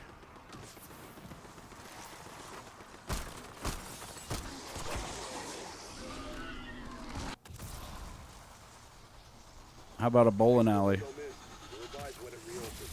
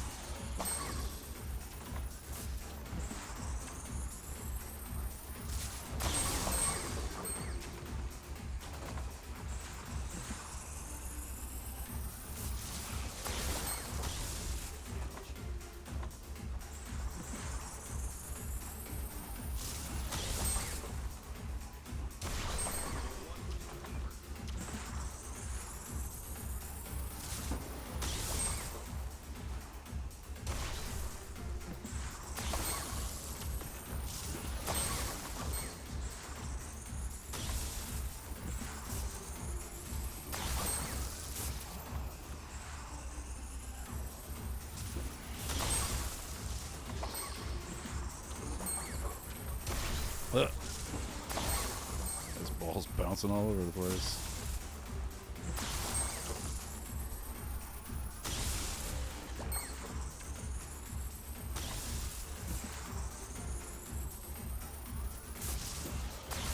No.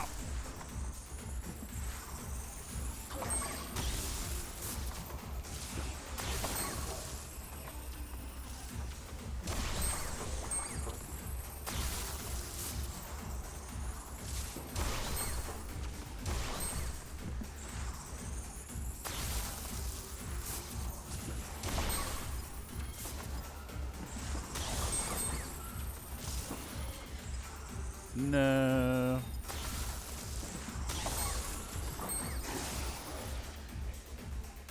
The bowling music makes you want to dance. Yeah.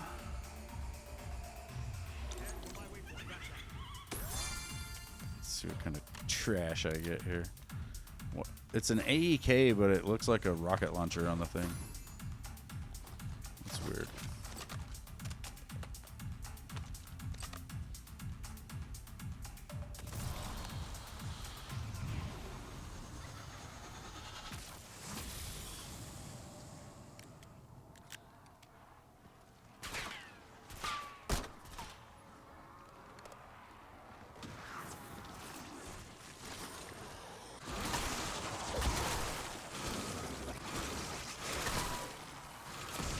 Stuck, kid.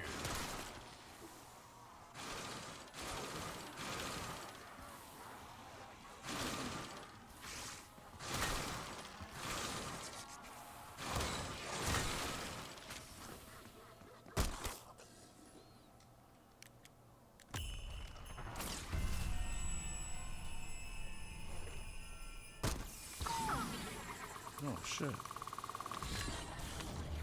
Monkeys. Take this Krieg for now.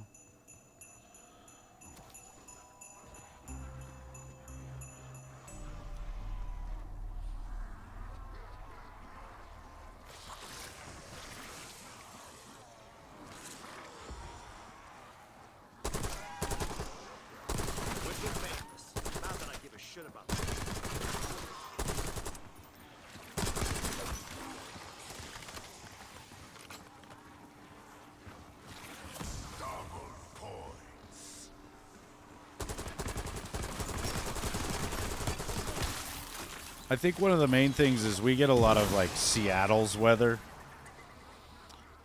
Like, Seattle gets a lot of weird thunderstorms and rainstorms, and it kind of rains even there, like, in the winter. And then all that precipitation ends up dropping out here in the mountains. And I think that's, you know, we get, like, weird little warm fronts. And then sometimes we get, like, an Arctic blast of air from the Arctic. Plus, it's already really far north here, you know. I remember watching a video a couple of years ago about how, like, over half of the population of Canada lives further south than I do. Like, you have to really look at a map to see it, but there's a large portion of Canada where the majority of the big cities are that drops down further south than you would think.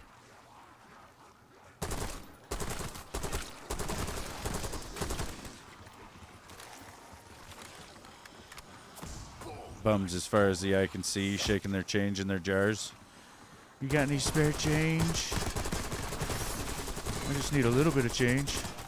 Have you ever seen the Night of the Living Homeless episode of South Park?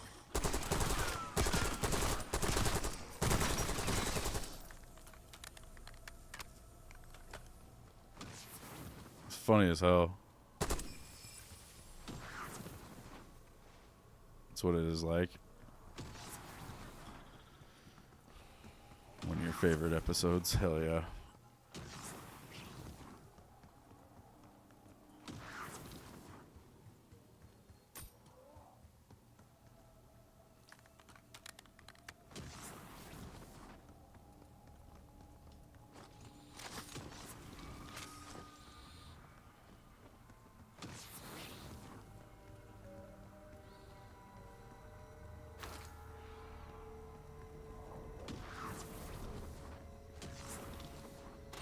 Nothing like a little upgrade to make a man feel young again.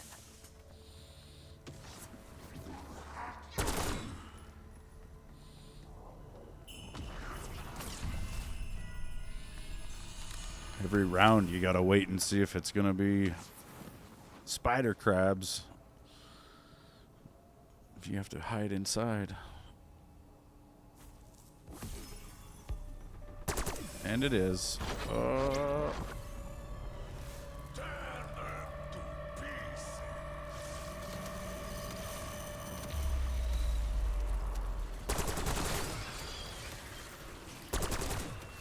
It's weird. I'm about 30 to 40 minutes drive south of Canada, but I live more north than the majority of Canadians.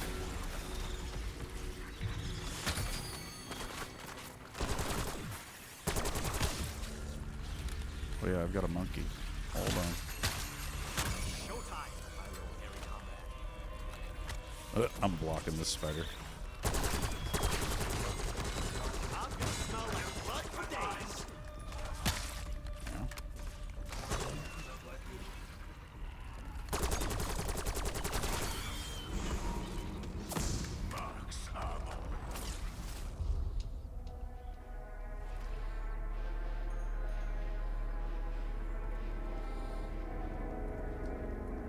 Yeah, a lot of people don't believe it if they don't actually look at it on a map. It's bizarre. Like, you think the U.S. just runs straight across, like, east to west. You know, you don't realize it sits at a slant, kind of. I get a lot of extreme weather here.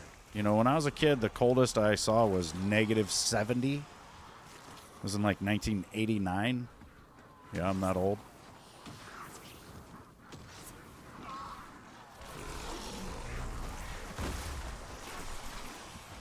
Just, I think not last year, but the year before we had like -35 or -40. That's when I froze the beard and broke it.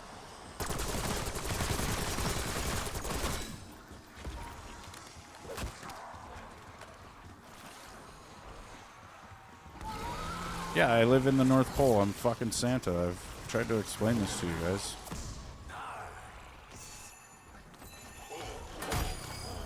Shit, I dropped my gun. Go make some friends, little guy.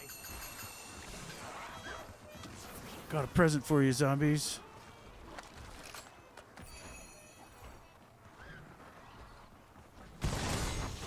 Keeps giving me like really crappy snipers, rocket launchers, and LMGs.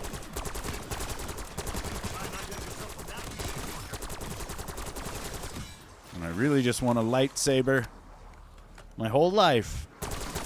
More than anything in the world, ever since I was a little kid and I saw Star Wars.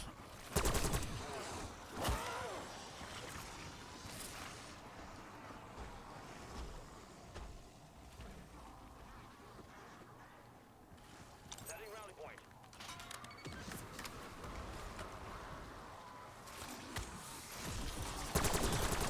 Holy moly!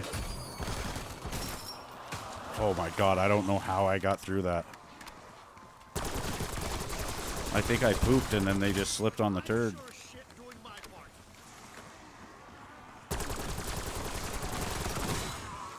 Just try and lay it down. I accept tentacles. A lot of snowmen around here. Run.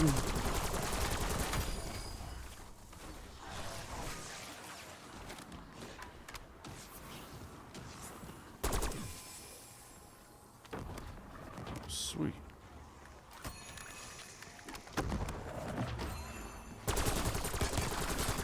A little cold snap slowed you down.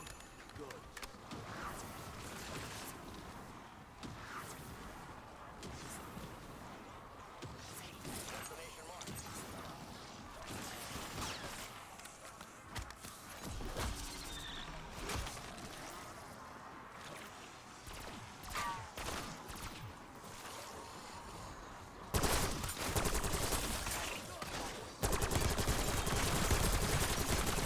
One way to head off the problem.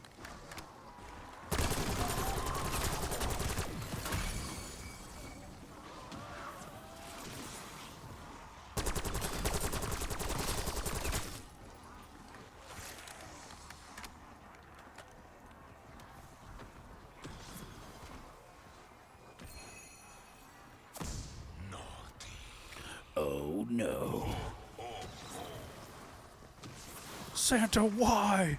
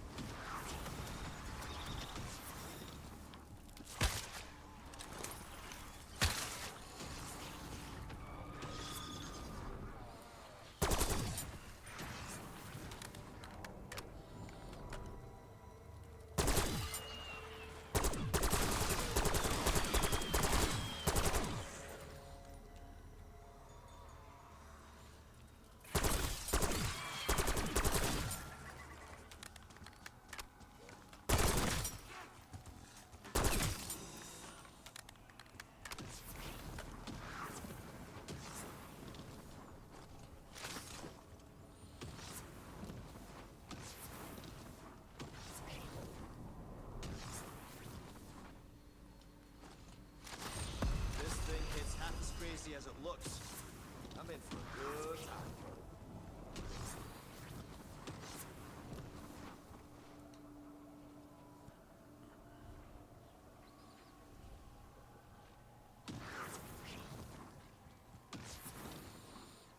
Got a spot we can camp on top of the bank.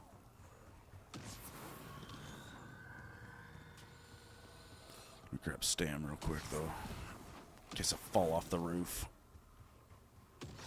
While very injured. Bump of this should do the trick.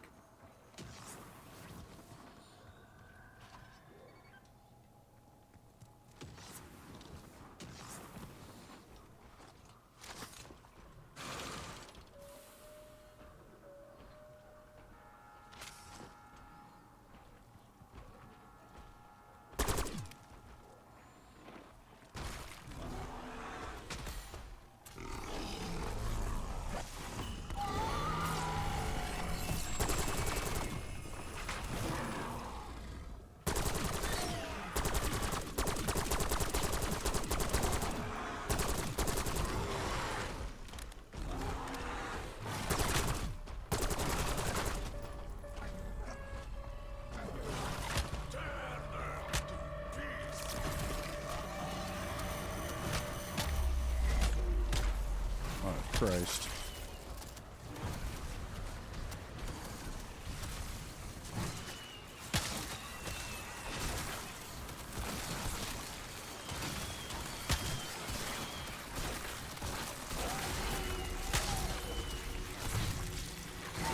Yeah, the abomination. He's very festive.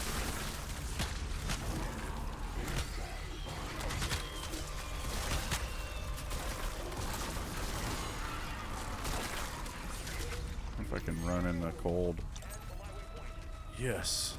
Mutant injection does not get frozen. Oh, wait. Yes, it does.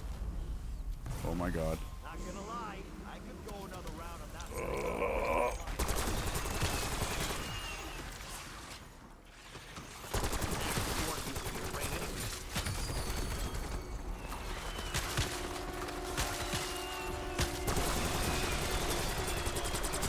It's like a symphony of bodily harm. Yeah, game, we want a gold sniper rifle. That's what everybody needs. Exfil window is opening.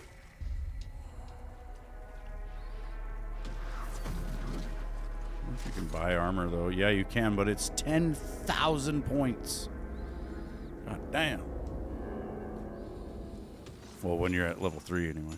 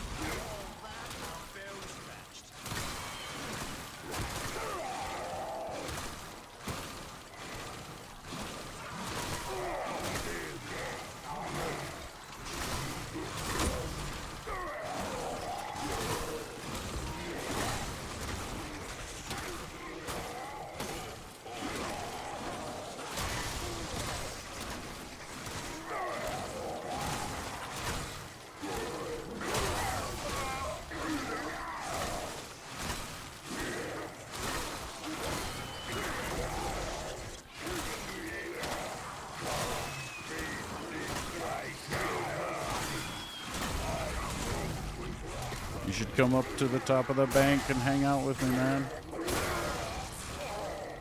It's relatively safe. You just have to either zip line out or drop off the roof when we get overrun.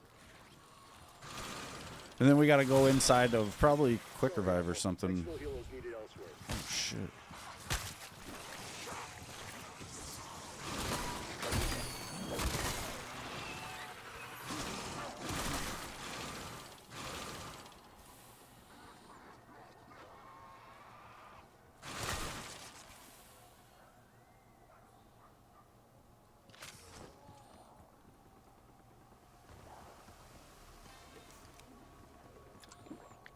The pus buckets won't catch me with my pants down.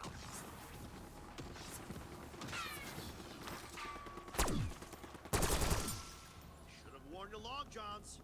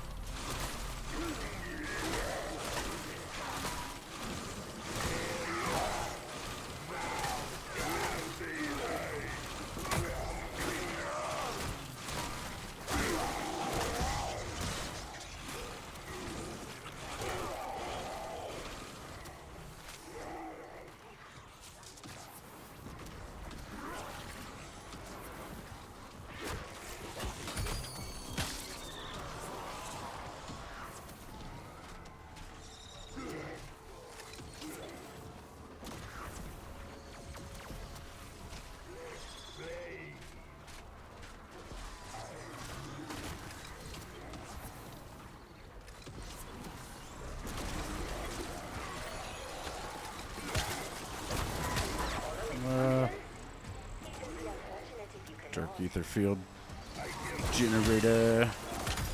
Oh, I am dead. What? I think the trap saved me. I'm coming, dude. Hold on.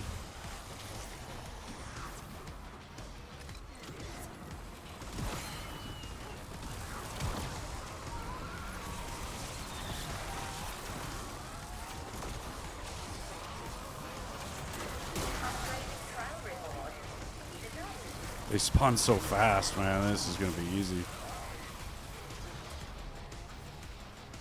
Well, the trap's got to be turned back on, though. Ah! Excellent work. See, flood your brain with dopamine and serotonin. Purple ether tool. Joy on your faces, then you claim your reward. Please, With the box there.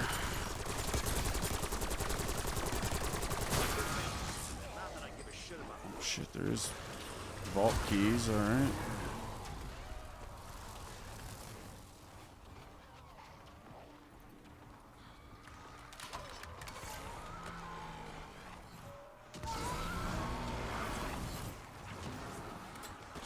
Oh, that should have been a flopper explosion, man. They need to make sure that happens. Well, I guess it's probably an augment thing, because I don't have it set to explode when I fall off of high places.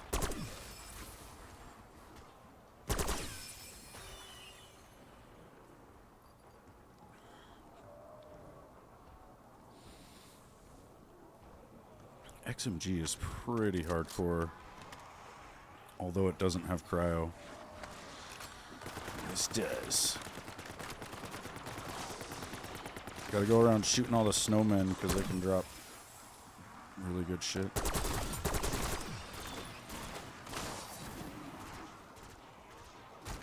Oh, smoke blew that up.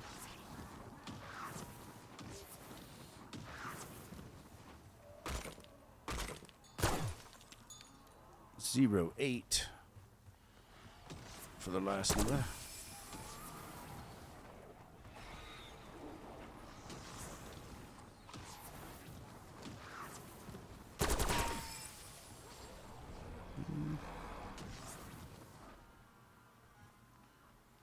Nine.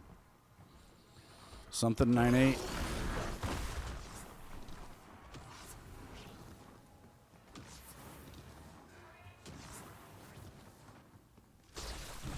Five.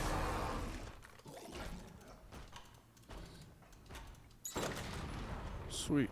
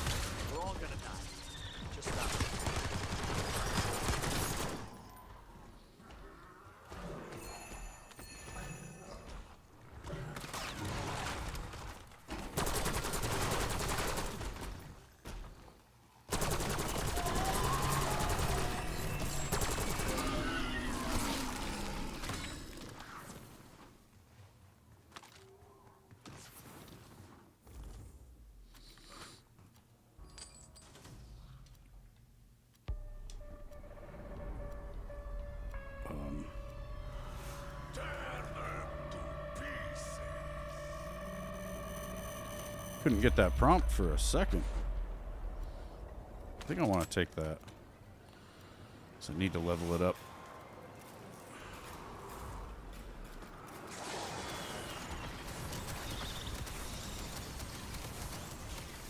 Stay inside, man.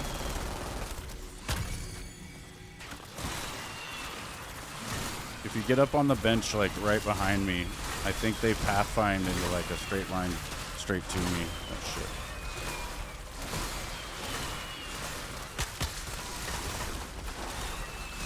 I'll get you. It's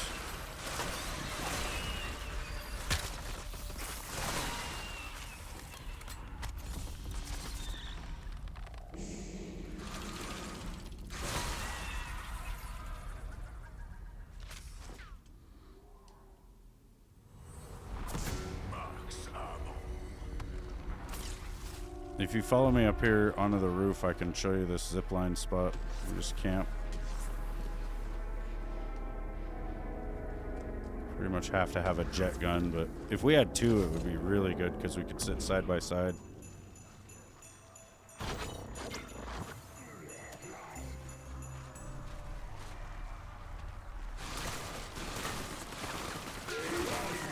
I just want to get in here and stand like right behind me, dude.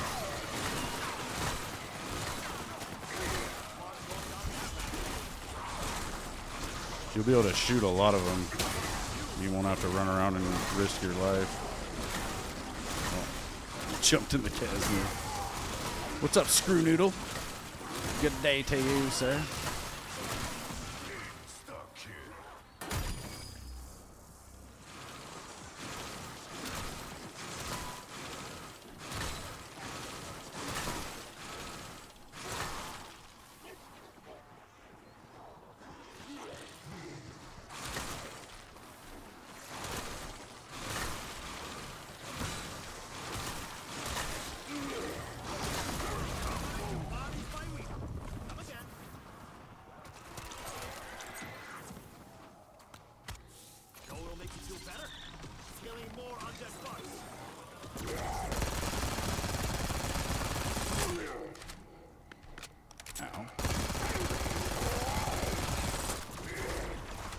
Here I am wondering why this is doing nothing.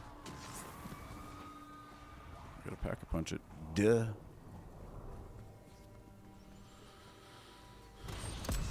Kids aren't off the bus yet. That will decide your day. How much of maniacs they are when they get off the bus.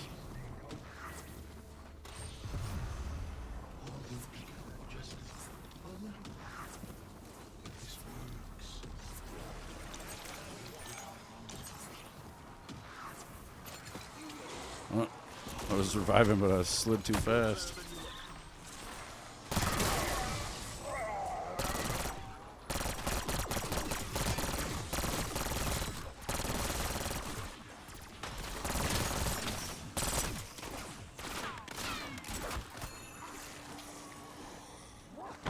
Nice.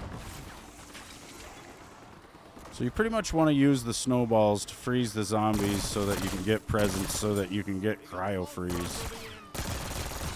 And then you don't need the snowballs anymore. Ooh. There's a LR762 that shoots exploding rounds if it's packed. And it's gold legend, or it's gold tier.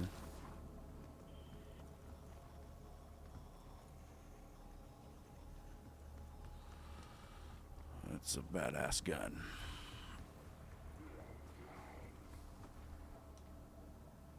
The chicken cordon bleu turned out great. Nice. Yeah, it's tricky to make. It's tricky to actually put it together, and then you got to be like pretty particular on how you cook it too, because you'll just cook the shit right out of it.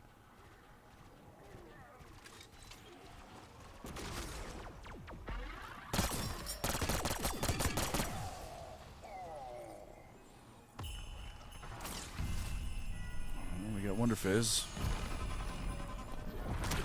Time for the fun to begin.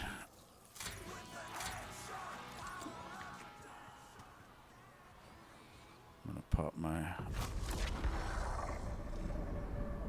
shields right now so I build it back up throughout the round here. Oh fuck, it's freezing. Ah! Get inside.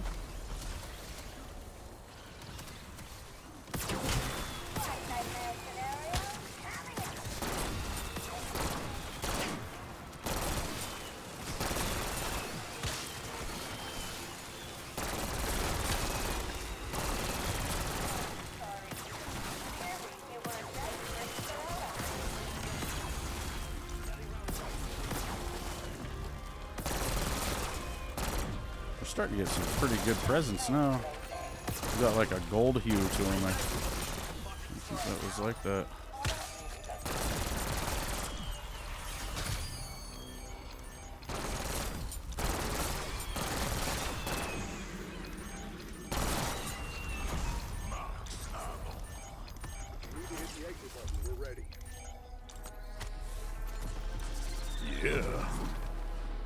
I'm the best around. Nothing's gonna ever take me down. Wait. The bums set your garbage can on fire? Have you seen the bums versus drones videos, Blaze? That shit's pretty funny. There's this guy that goes around, like, recording the bum encampments with a drone, and they start throwing sticks and rocks and shit at the drone.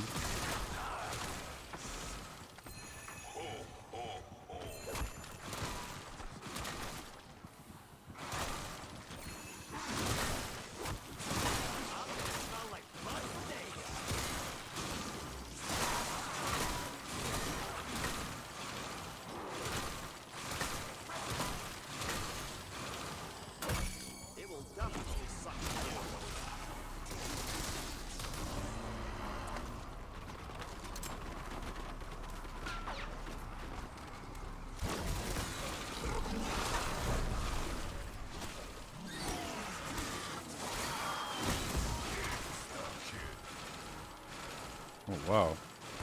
I didn't know those still existed.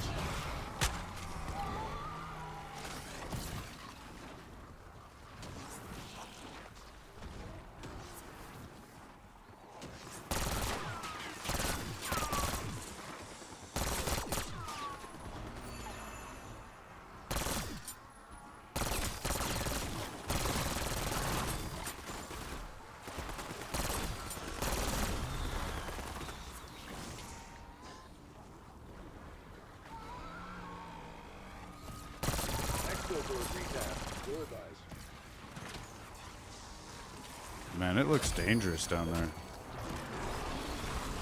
Got your order.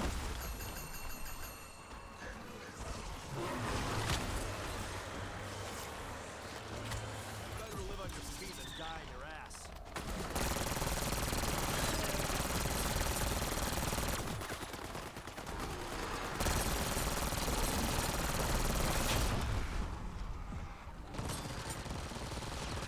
Man, I'm starting to miss Path of Exile already. And I have to play ESO because I've been working on getting this freaking house. I at least have to get my event tickets every day. You like being cold cocked? Thought not. I think I've already got 5 saved up from the last one.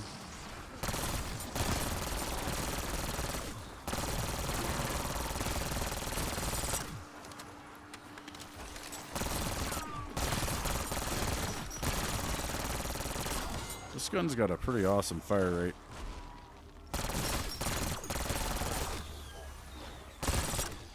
Until you run out of ammo.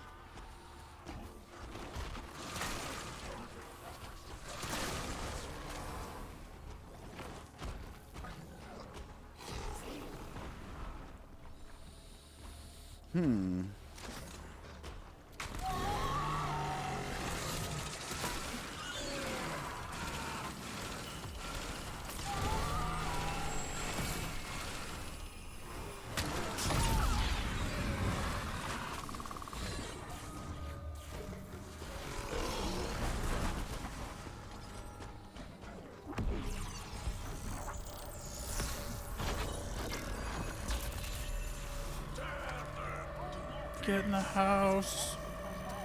Whoa. Have I noticed any FPS drops while playing Jingle Hells? Not really.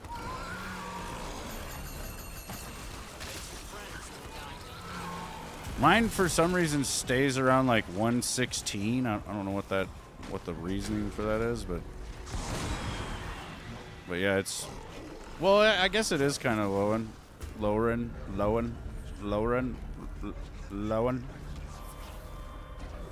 Is that the round? Nope, it's still going. Out of ammo, son of a bitch. Bang! Freeze! Click.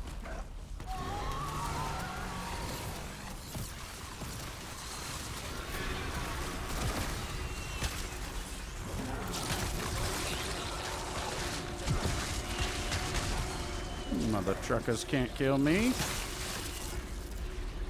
Maybe they'll.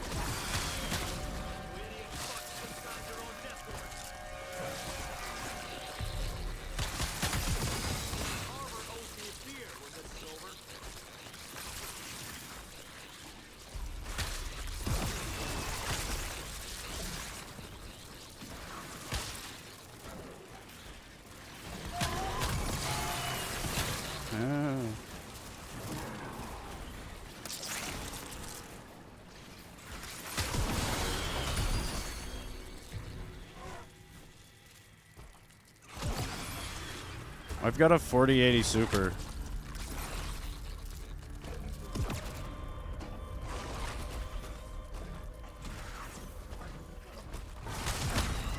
Oh shit, I'm gonna die. I don't wanna die.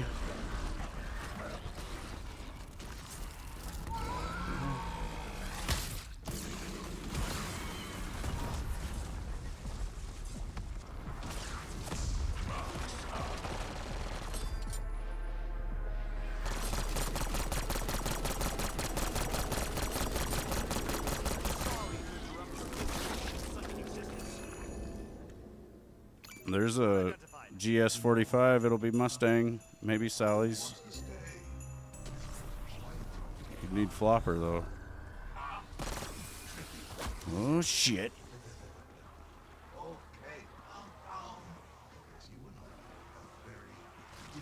Dude, you know, Cold War, I got this computer back in, like, April, and I would try to play, you know, Cold War on it. And I seriously could not make Cold War look better on this computer than I could on my Xbox. And it's like I've said, I think the games for console are very much tailored, you know, graphics-wise. They really go through and customize a lot of the foliage and all this weird stuff, you know, to make it run really well and look really well. Or look really good, I don't know. I don't know if well was the word. But it looks good. And it runs good. And it doesn't make any sense because our computers should definitely do it better.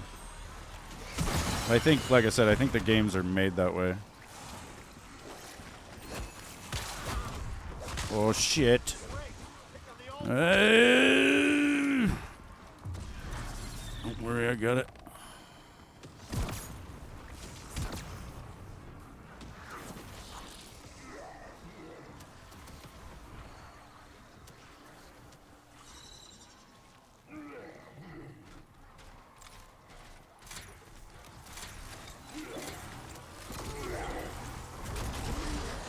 Holy shit.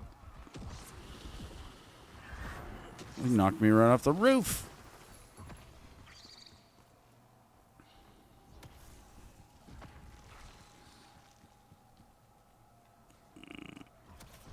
Yeah, look, I'll show you my computer.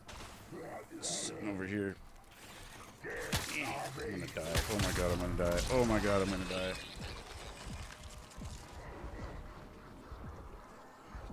My cord for my camera did not want to turn. Yeah, look at it. Just look at it. It's got a lot of fans.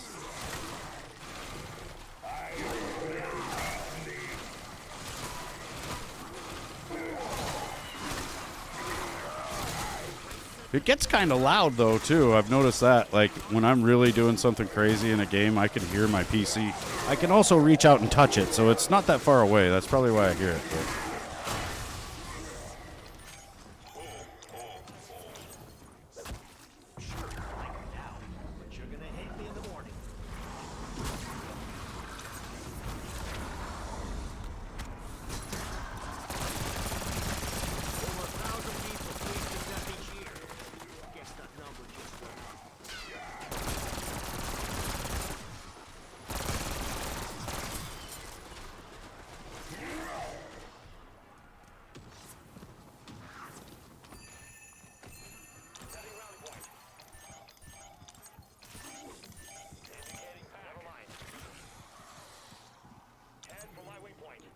I'm going for the record for revives here.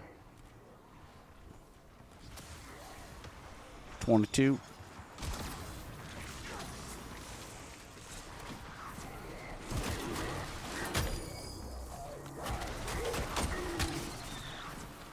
I have the augment where when I revive somebody, it fully heals me, so I'm not too worried about clutch revives.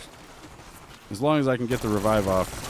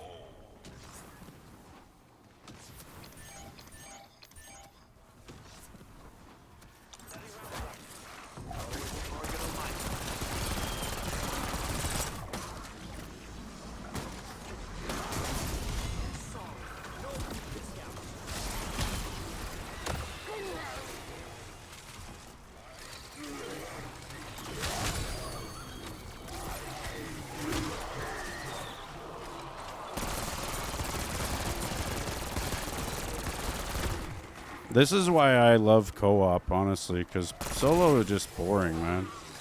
Nothing happens, you run around, you kill the zombies, and then eventually you fuck up and you die. But with co-op, it's so dynamic, man. There's actually something to do.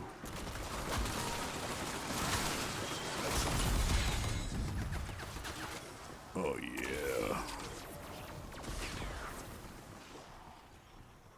No. They might be listening. I don't know.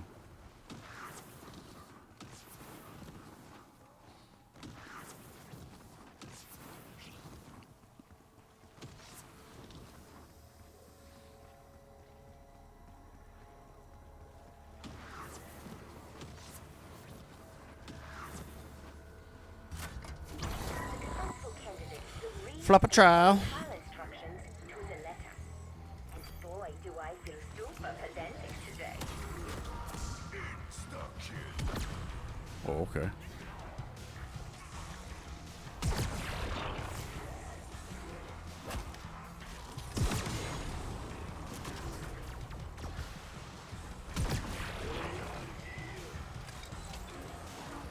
I'm editing off your file to say you don't suck.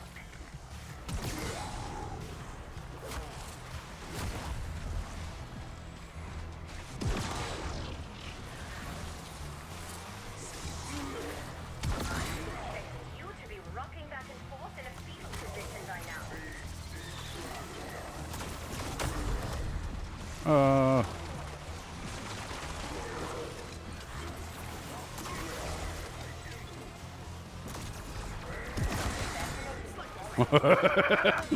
I got a shitload of them on that flop.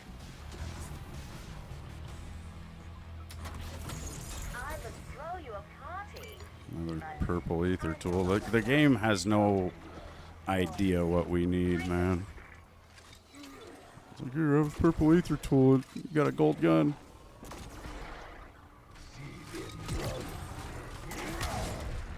Oh, okay.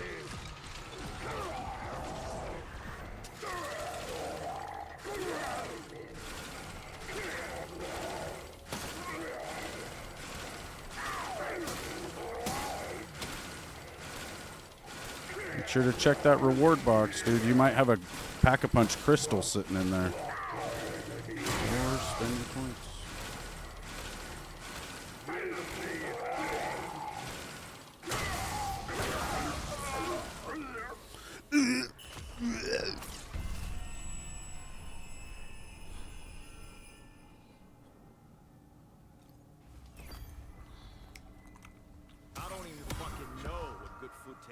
anymore. Soda pop.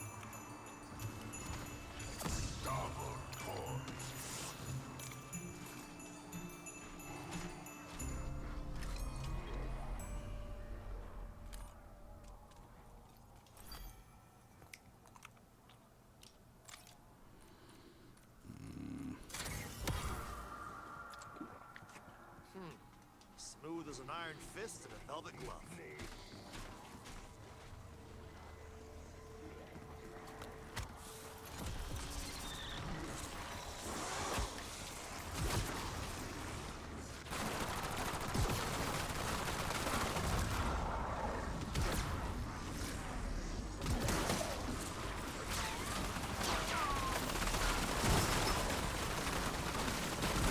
Consider this next part your participation award.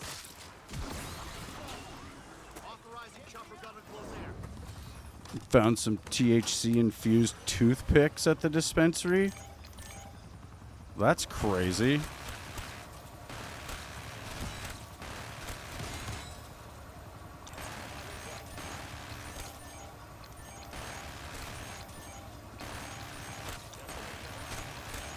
I would be kind of leery about how much THC they could actually get into one of those, but I guess if it works, that's the way to know.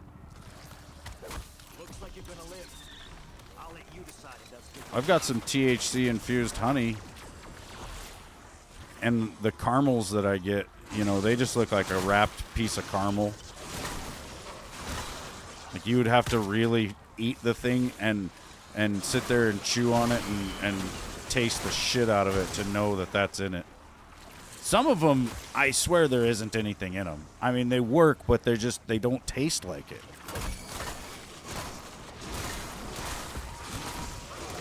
All aboard Weaver's Death Express.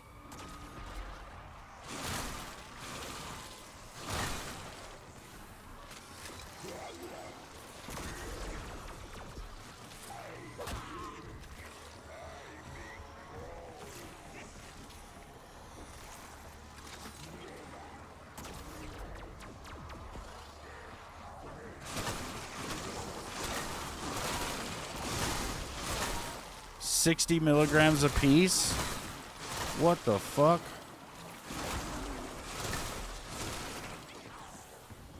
Do you gotta eat the stick like a beaver? Because I would.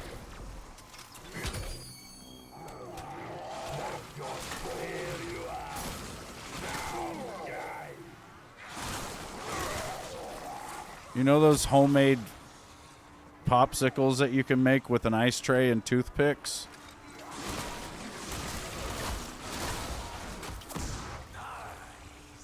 Yeah.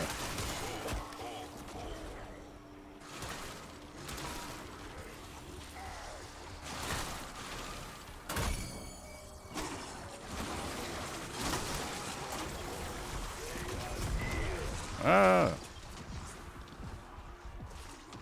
You gotta suck on it. Oh, good.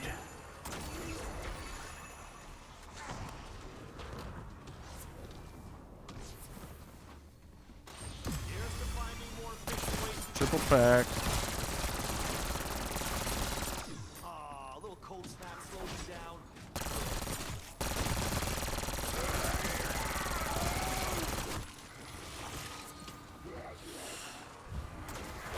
Ow. And you turn it around when the flavor is gone. That's kind of interesting.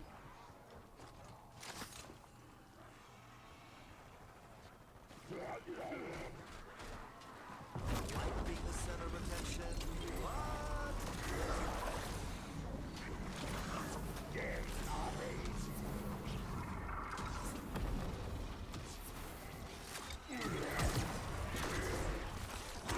Better to live on your feet than die in your ass.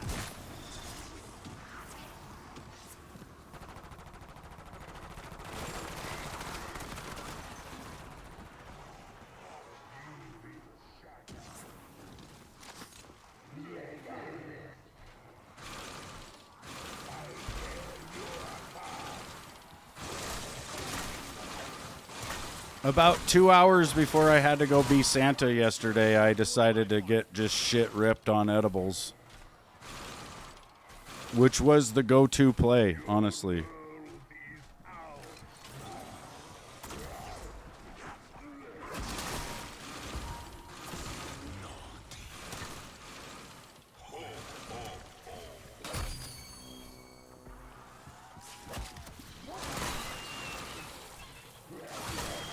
I was like, I'm going to need to be jolly as fuck. So if I just get really stoned, that's exactly what's going to happen. And I think there was a few things that I almost got frustrated about, but I was just so high that I didn't care.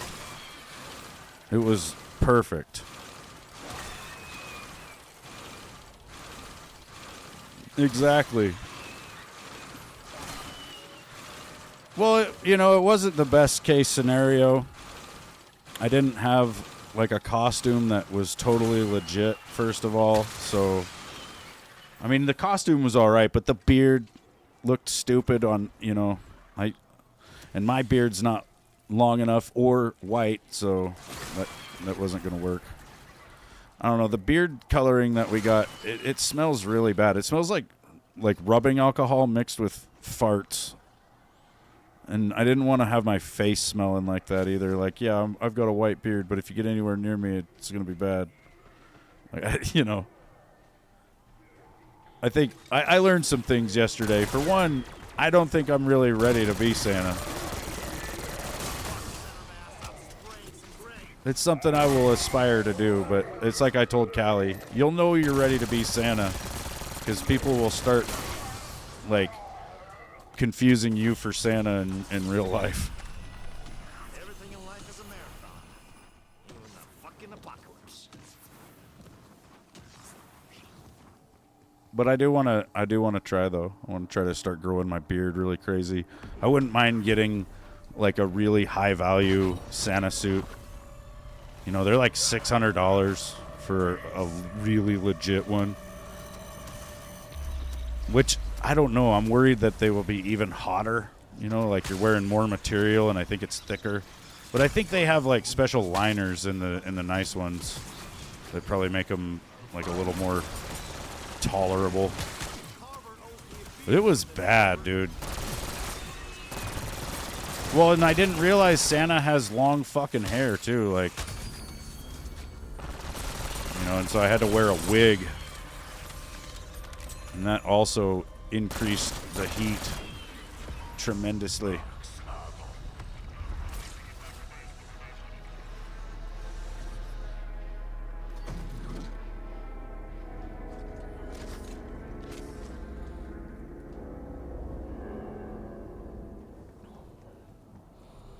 But it was fun though, and I thought the whole time, like, somebody's got to do it. Not that I did anything too crazy or anything, but like I saw a lot of different like dads and stuff that I know, and I thought any one of them could have been in my position, and if they were, they would be hating it, and so they're probably thinking better you than me when they see me. But I don't know, a lot of them probably didn't even know it was me. But I think, if you had the hair for it and, like, the natural beard for it, that's, like, the worst part. It's just having to wear a fake beard and a freaking wig. If I didn't have to worry about that shit, I think I'd be all right.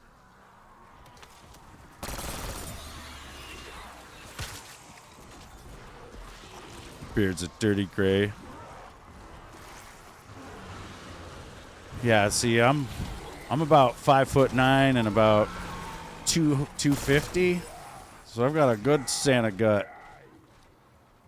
I looked the part pretty good. I didn't have to have a pillow under there or nothing. But yeah, my beard is not gray enough. I've got some gray, but I think I'm a motherfucker.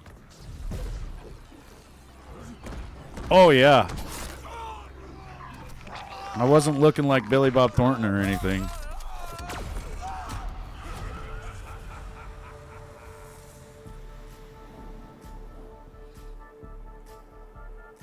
Be advised,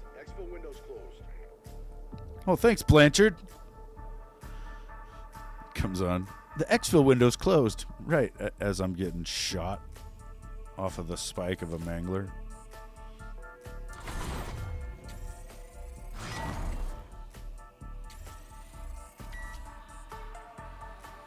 Prestige Master.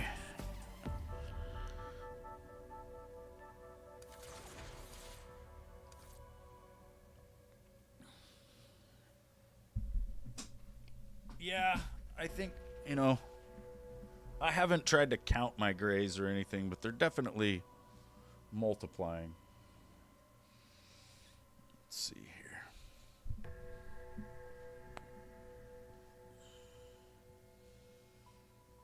Like, it was only a couple, maybe a year ago.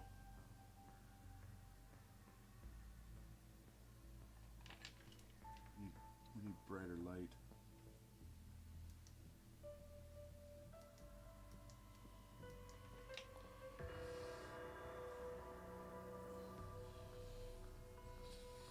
The beard.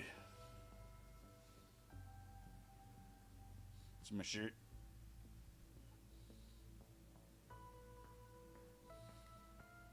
Hitting pipe since 1983.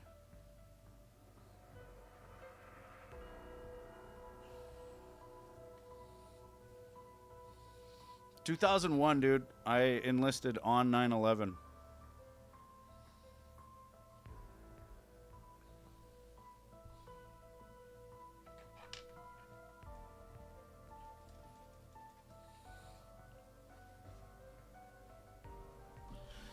By total coincidence, I was in the Butte, Montana MEP Center that morning trying to enlist.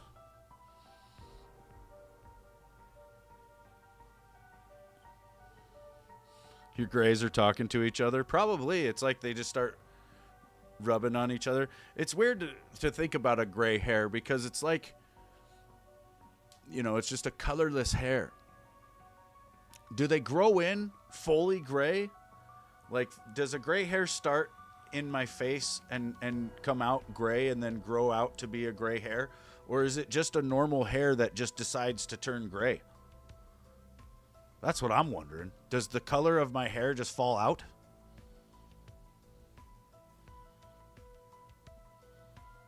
I don't know.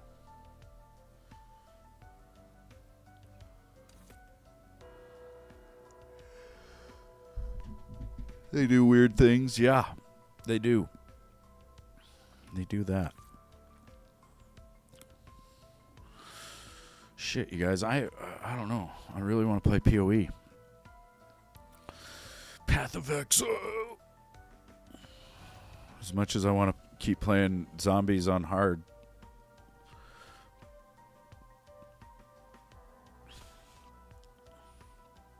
It'd be funner with a team. I try to play with randoms, they just quit. Like babies. You enlisted in 04 in the Air Force 2 weeks after high school? Nice, dude. That's pretty much the best time to do it. Right out of high school, if you can. I waited a year because I wasn't really sure what I wanted to do, I guess. Then my little brother was signed up for the delayed entry program, and I just decided to, that would be the thing to do too. Or I don't know. One day he kind of called me out, basically. I was sitting in the living room of my mom's trailer, smoking pot with my mom, and my brother walked in and saw us, and he was all pissed off that that's what I was doing. Because when my dad got locked up when I was 15, my mom started bringing a lot of people in the house, doing a lot of drugs and shit. And at first, I was really against it. I was like very much against it, but I eventually broke to the peer pressure, I guess. I don't know. What it was, I got my first job, and the guys I was working with did it, and they were always messing with me and talking to me about it, and I don't know. It just felt like the thing to do, I guess. But so I started smoking weed, and then my little brother walked in, saw me and my mom sitting there getting high, and he called me out told me I was a piece of shit and that I was never going to do anything with my life and all this stuff. And I told him I would, I was like, well, I'll join the Marines. And he said I wouldn't. And so I called the recruiter right there. And I told him I had been doing drugs. And so he came up and drug tested me a couple of times, actually. Because the first time, he waited about 2 weeks and he came to my house and, drug tested me, and I failed, which I kind of figured I would because it had only been 2 weeks. And then he came back 2 weeks later and he drug tested me again, and I passed. And then I ended up, having to wait. That was in like August of 01. So I was having to wait to actually go to MEPS to sign up and everything. And that's how I got the September time, to go down there. So my recruiter comes and gets me on, I think it was Monday, September 10th of 2001. And we had to drive 8 hours down to Butte. And then we stayed the night in a hotel, woke up the next morning. Cause you do your intake processing and all that shit like super early. I don't know if you guys did, but when you join the military, it seems like they want you at MEPS at like 4 a.m. Either way, I had to go in there and start doing all that shit at like 4 a.m. So you go in there and start doing all this stuff, paperwork, a lot of paperwork. I think I had to do like a minimum set of pull-ups and yada yada, and then I was sitting in the lounge of the MEP Center. There was a bunch of us kids sitting there, and I was waiting to go upstairs. I was going to go see the doctor, and he was going to check and make sure I didn't have any hernias or anything, so I was waiting to get my physical, which I didn't want to do because everybody said the doctor was this really creepy old guy. And either way, I'm sitting in the lounge waiting to take my physical, and we were watching TV, and it was MTV, and it was a song that I didn't like, and I was sitting there thinking, man, I wish I could change the channel, but there was all these kids in the room, and they seemed to like the song, so I thought that wouldn't fly. So then I was just sitting there hating the song. All of a sudden, this guy comes running in the room, and he's like, change the channel. Something just happened in New York. And I thought, thank God. And then they changed the channel, and we were watching the news, and one of the towers was burning because it had been hit by a plane, and they were saying there was some sort of aviation accident, and nobody really knew what was even going on. And then as we were watching the news, the other plane hit the other tower. And then the MEP Center in the state of Montana, where I was at, basically went into lockdown because it was a DOD facility, and they really didn't know at that moment like what the extent of the attacks were going to be. So most of the military personnel that were like there at the MEPS left and went home to be with their families. My recruiter was on the phone with his wife telling her to scrape all the Marine Corps stickers off of their personal vehicles because, they didn't want to be identified as DOD, basically, because they thought there was going to be nationwide sleeper cells like popping up and trying to attack everybody. And so either way, I listened to all this, and I'm just like, holy shit, like we're going to war. I knew it right then and there. And then I had to continue to take my physical. And then I had to talk to the career planner right after that. And that's where he asked me what I wanted to do job-wise. And I think even he knew in that moment that there was going to be a war and that they were going to need an influx of men into the infantry. And so I was going to go intel. I was signed up to go into Marine intelligence. And he talked me into going infantry, which, it didn't take much convincing. I thought we had been attacked, and I was pretty upset. So yeah, I decided to go infantry, which greatly changed the course of my life, I think. And, in March of 2003, I found myself in Kuwait, standing there looking at Iraq, waiting to fucking cross in, and then we did. And I was part of 2nd LAR, which is a light armored reconnaissance unit. We're not recon per se, we're not recon Marines like that. We're not those guys. Just want to make sure everybody understands, like, there is recon in the Marine Corps, and there's force recon. Those guys are on a whole nother level than me. I was not one of those guys. I was in what's called light armored reconnaissance, which is nothing like the actual recon. I mean, we had recon guys tasked with us, and we kind of went on missions with them that were kind of like that, but it wasn't, we were not those guys. I want to make that clear, because there's a lot, there's a lot of people that try to misrepresent what they did in the military. Like, everybody wants to be a sniper and shit, but there's hardly anybody that does it. And I was not that either. I ended up being a range coach. Like, I got to teach my fellow Marines how to shoot. That was kind of cool. Like, through boot camp, I shot really, really well. I was second place out of the whole training company. And so when I got to the fleet, my command saw my record as far as that goes, and they were like, oh, well, you're just so good. You just go to coach's course then, and then you can teach everybody. Which was awesome, because when I got to coach's course, there was things about the fundamentals that I didn't quite grasp from boot camp, and coach's course really ironed that out. I got a really good understanding of the fundamentals of marksmanship through that. You were 3 days away from basic graduation. They called you in to tell you your guaranteed job didn't have a class starting for 6 months.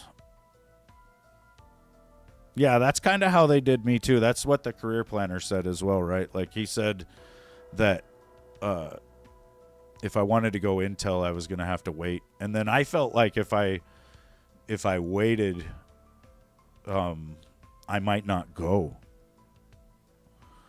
And so then if I didn't go Intel, my choices were like supply, motor T, a cook, legal admin, or infantry. Because there was just nothing else available at that moment to like ship out or whatever, or ship early, basically. This was September 11th. I didn't ship to boot camp till November 4th, even though I went infantry. But if I would have done Intel, they were talking about me having to wait like a year. I think what it is in the government and the military, the fiscal year starts in October, and the amount of job openings in the military also rolls over in October, if I remember right. So it's like, if you come in and try to join the military like midsummer, you'll probably be able to get one of those jobs that are resetting in October. But if you come in, closer to October or after that, you're looking at possibly waiting till the next fiscal year to get certain jobs.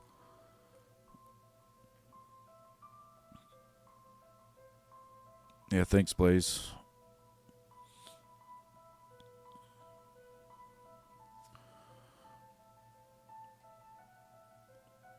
I think it's kind of like our fate, almost. I don't know.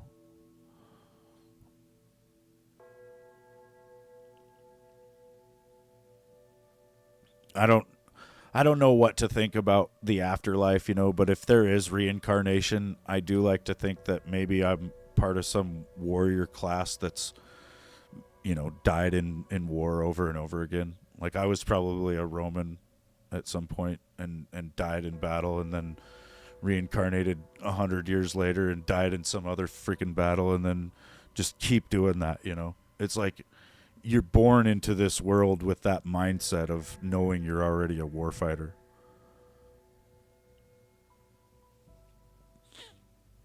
It was something that I knew at a young age, I think.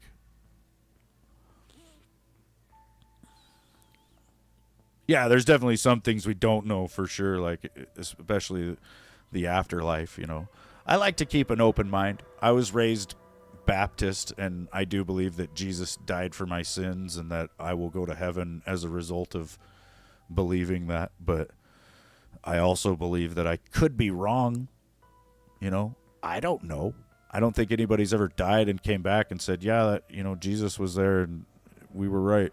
Like, and I'll tell you, when I was in Iraq and I saw some of the Muslims and how devout they are in their faith, it really puts it into perspective. Like, I grew up believing I was a Christian and whatever, but like, you know, we were rolling through Iraq in like a big military convoy. There's like so much danger associated with our convoy to these people. And sometimes we'd be going down the highway and you'd see the Iraqis just stop what they were doing and start praying right there. And I think that's crazy because they get down on their knees and, like, you know, put their face on the ground basically and start praying. And to see somebody do that while you're rolling by in a military convoy, like, you're a threat to them to a certain extent. They don't know if you're going to shoot them or not. And they don't care. They're more concerned with worshiping their God. And so maybe they're right. You know, I really don't know. Like, you know, and when I see stuff like that, it makes me question my religion and whether it's the right one. And ultimately, I've come to the conclusion that there isn't a right religion. There's some definitely wrong religions out there. I think, you know, some people use religion, you know, even Christians, Muslims, everybody uses religion for evil and bad reasons. But there's also, you know, among most religions, I think there's a lot of really good, and it keeps people on somewhat of a moral path. And, you know, if there is a God, I think all that it takes is for us to be faithful in that, right? Like, if you're born, you know, somewhere in the Middle East and you're Muslim and you believe your faith and you die, then I think you probably go to some form of heaven, or maybe just heaven, you know. And it's the same for Christians. It's the same for Buddhists, Hindus. I don't think it's the same for Mormons or Jehovah's Witnesses. I kind of think they're kind of a cult or a scam, you know. Same with Scientology. What's up, OG Triple?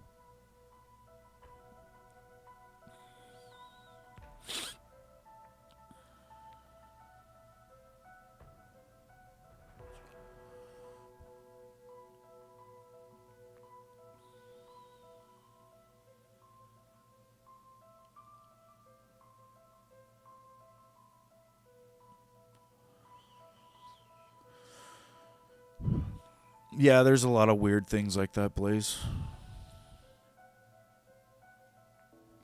I think, like, my mom really, really loved hummingbirds. And so a lot of times when I see a hummingbird, and, like, it's always in the summer, but when I see one, I think it's my mom, like, just coming to check on me. And the hummingbirds are weird, you know. They really do look at me. Like, and maybe it's because I'm setting up feeders for them or whatever, but you know, sometimes they'll fly in and they'll just kind of sit there for a second and then take off.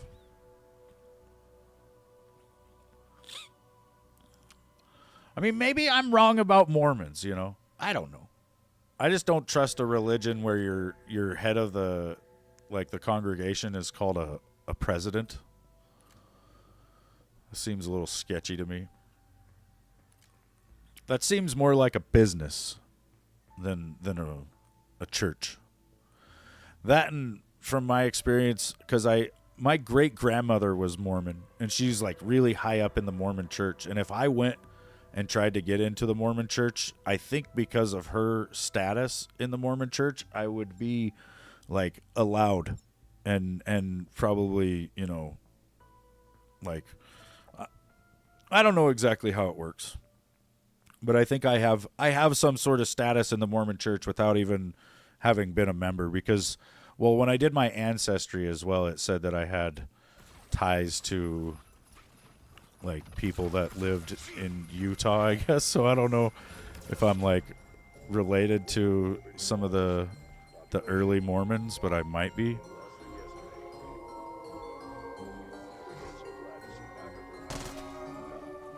Yeah, I'm blood in on the Mormon church, screw noodle. I'm going to have to blood out, I guess.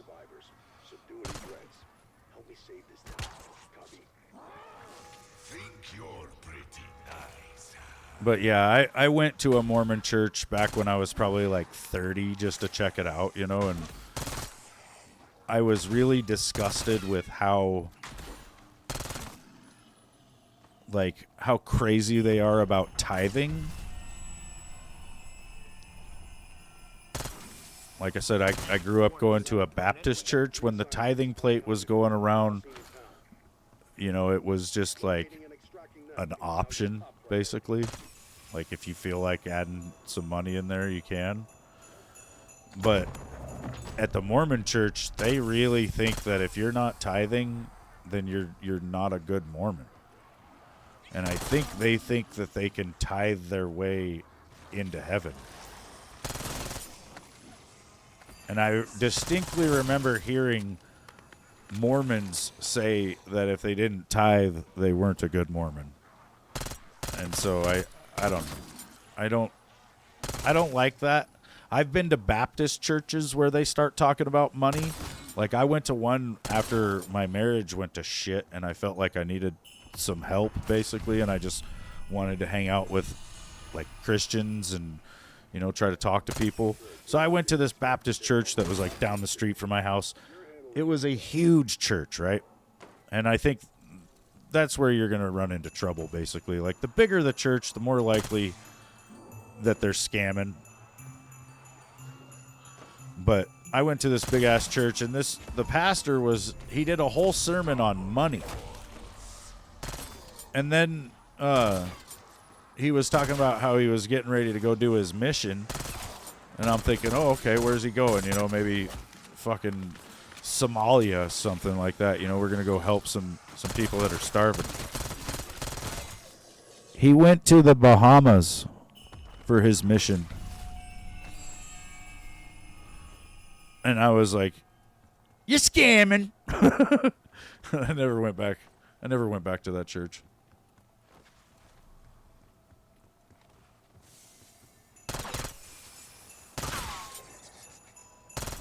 I really haven't been in a church to go to church in at least 10 years. You know, I kind of got pissed off at God several years ago, and that feeling hasn't really changed, I guess, and I don't know what to do with it, you know.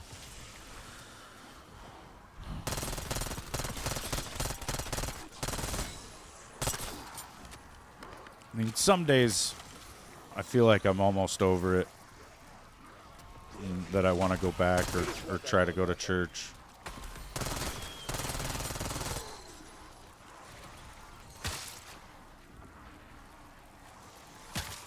Yeah, I think that's always kind of been a thing, Billy.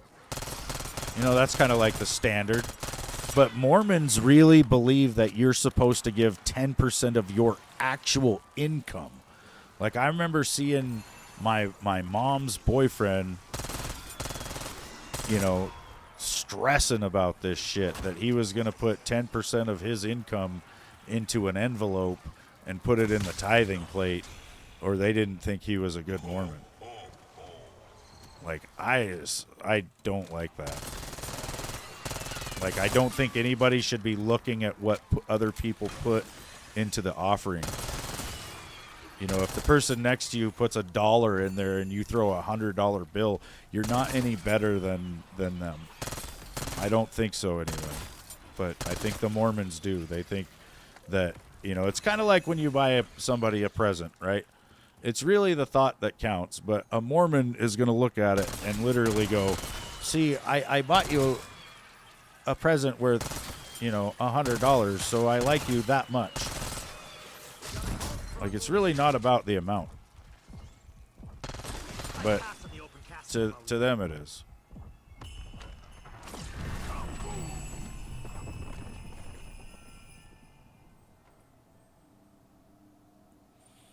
Yeah, dude, I did not stay there. And, like, yeah, you know, like I said, I think you'll find some Baptist churches like that. You'll probably find some Catholic churches like that. You know, just because a religion claims to be Christian doesn't mean they are good people. Like that it was like the Westboro Baptist Church. When my little brother got killed in Iraq, it was December of 2004. That church had already done like 2 or 3 different funerals. And I swore if they showed up to my brother's funeral, there would be some dead people. Luckily, they didn't show up. You know, I think Northwest Montana was a little too far for those idiots to go. But, you know, that's a group of people that claims to be Baptist like me. And it fucking pisses me off. Like, it really bothers me that they, you know, claim to be Baptist. Because I think they're some of the most hateful and backwards ass people on the planet, dude. And I don't want anything about what I believe associated with what they're fucking believing or preaching. Not a thing. Like, they would show up to veterans' funerals and say that the person that died deserved to die because of how evil the United States is, and how, because we tolerate, you know, a lot of different things here, that's why, like, somebody died. So yeah, imagine somebody shows up to my little brother's funeral holding up signs saying he deserved it. Like, I don't give a shit what your logic is. I'm gonna fucking kill you.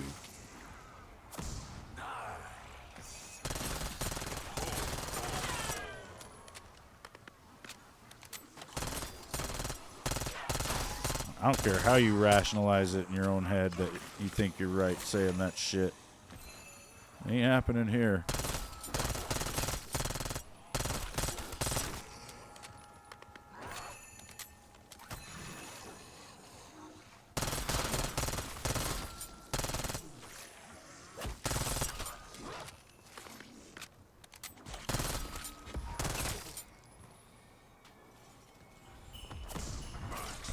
I want that Model L with the cryos.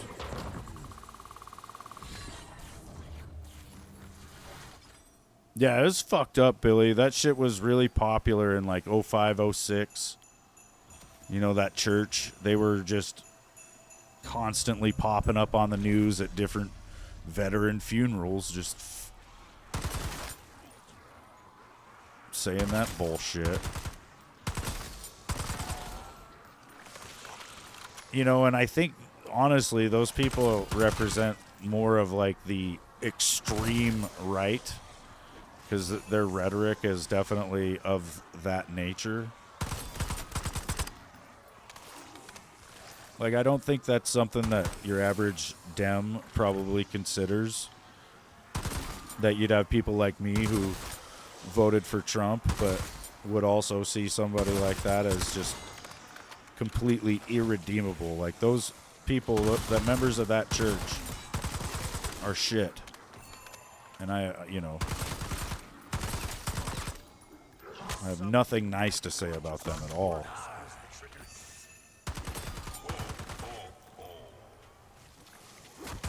Oh, good. Going batshit in prison didn't affect my aim.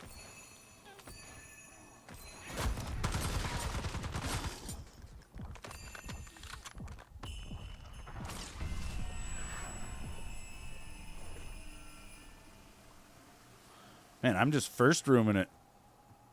We need to get the fuck out of here.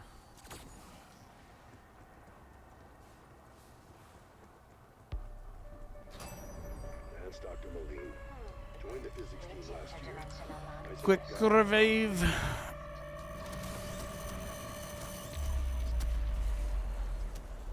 Yeah, I think people should tithe what they can, and if you don't have anything, then that's fine. You like being cold cocked? Thought not.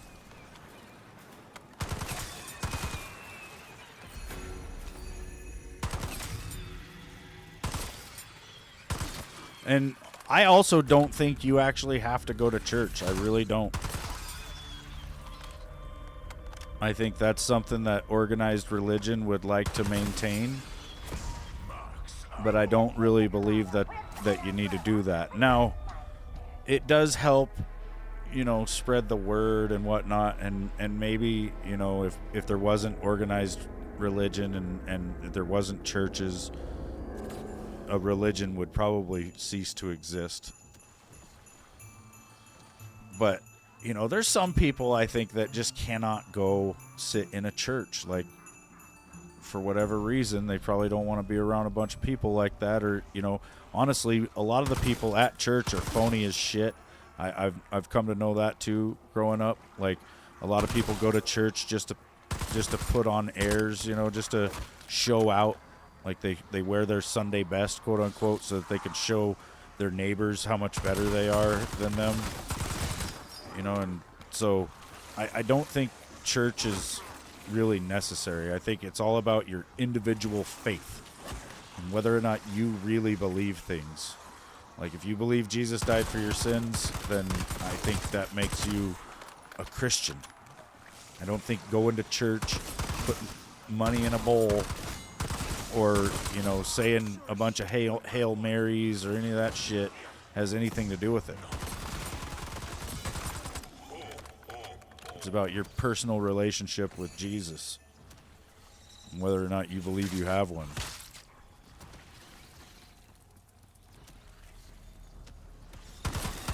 But like I said, if there was no church, I don't know. I probably wouldn't even know of Jesus. But you got to find a good one. I recommend, if you want to go and check out church, go to a really small church.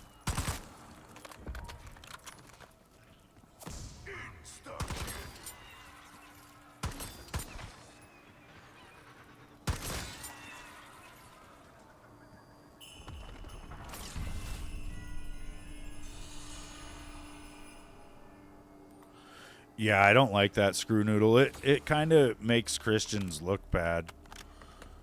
Well, not just kind of. It really does, you know. And it's like I said, I think a lot of people just use it as a grift. Like the church that I was a part of growing up, the guy that came to my town and started that church was a really great man.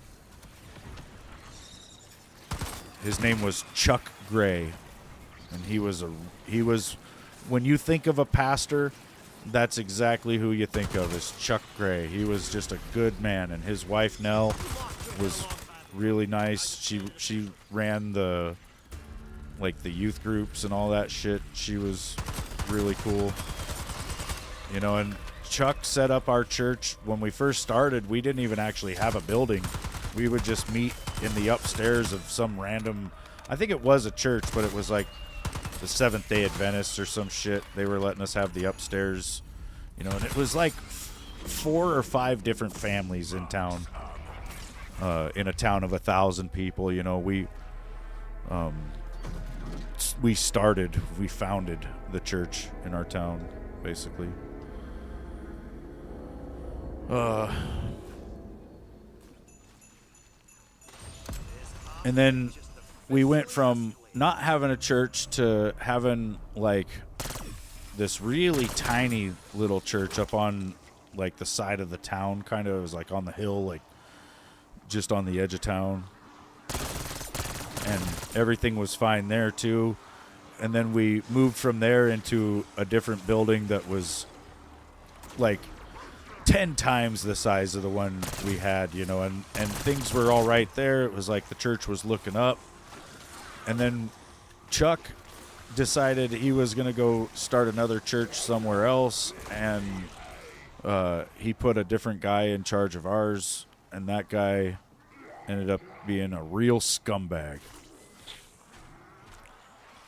Like, he was a good pastor, you know, he'd get you really into shit, but he ended up being he ended up being a bit of an adulterer, and I don't know. At the time, that was pretty awful. I mean, you know, the pastor, like, he wouldn't let his own wife wear makeup or even go grocery shopping, I think, because, you know, he was just really old school like that, I guess. But then he ended up sleeping with one of the ladies of the church, which that lady's husband was like a deacon. So he showed up one day to church wanting to kill the pastor, and then that guy had to pretty much leave town. And that screwed up our church pretty bad. There's a lot of people that just quit going. Well, and after that was when everything went to hell in my life, too. Like, my dad got in trouble with the law, so once my dad went to jail, I stopped going to church. You know, there was no one really making me go, because that's what it came down to when I was a kid. It's not like I was like, oh, yeah, let's go to church. You know, my dad would just be like, yep, we're going.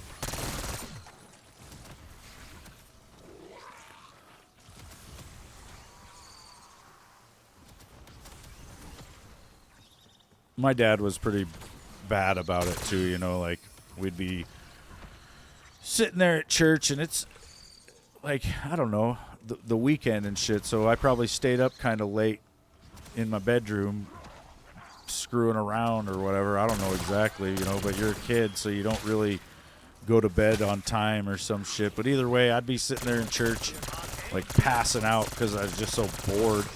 Like a lot of it too, if you don't know what the pastor's talking about because you're so young, then it's like really hard to even stay interested in it or stay awake. But either way, like if my brother and I even looked like we were disinterested or that we were falling asleep, my dad would see it, and then when we got home, we would be in deep shit.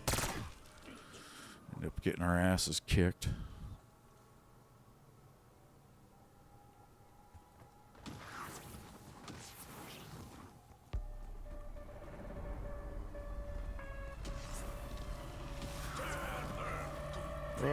It's phrasing. I mean, I imagine he could maybe get some sort of forgiveness for it, but yeah, it's, I don't know. Oh shit, I don't have Jug. Oh, we are so dead. Maybe not.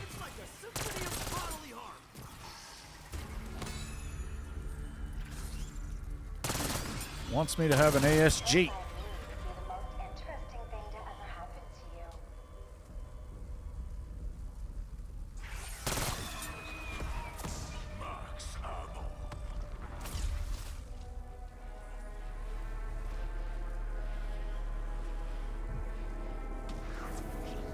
Yeah, Billy, I mean, this was back in like the 90s, so no one had that problem then, but I think it's just, you know, there's a reason why the kids have Sunday school and all that, you know, and then like, well, everybody had Sunday school, but it was like the kids had youth group or whatever, you know, and then, but for the main service, we would have to go back to our families, you know, and you're sitting out there like you're in church basically, so. And then that's when I would always get in trouble. My dad was just an asshole, you know. He was always trying to find a reason to fuck with me or kick my ass, pretty much.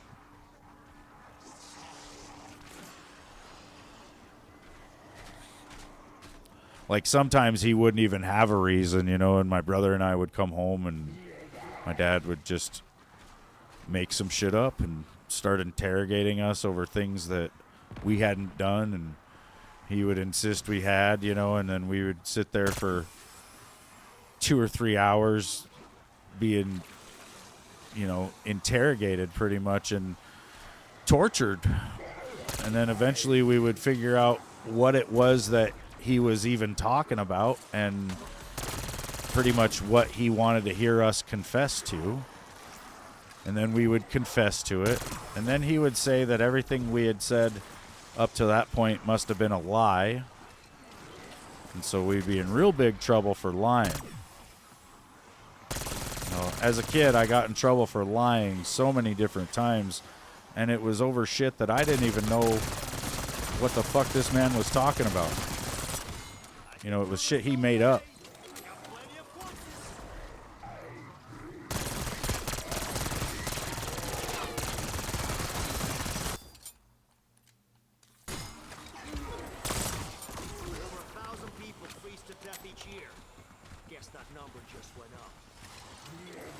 Yeah, he could probably get forgiven, but he probably isn't going to be a pastor ever again. Because most people aren't going to forget. Or forgive, honestly. A lot of people don't forgive people for shit like that.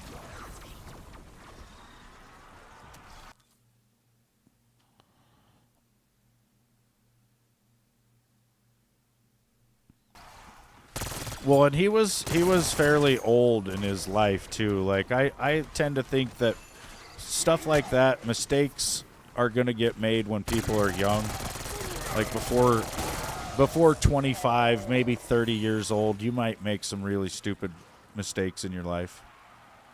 But once you hit a certain age, man, you kind of know.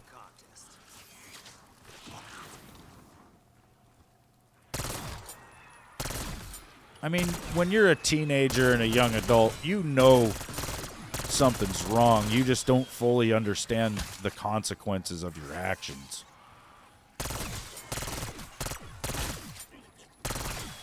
But like I say, once you're like 30 and you've lived some life, you know what you're doing.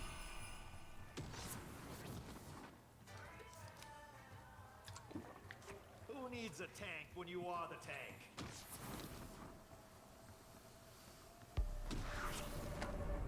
Oh shit. It's freezing.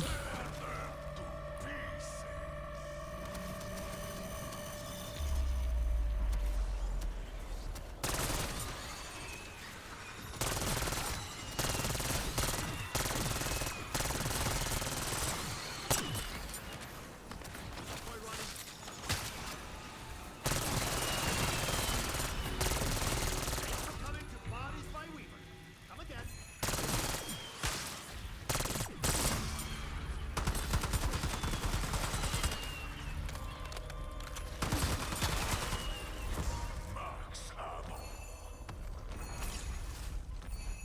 I beat these fuckers once from behind a desk.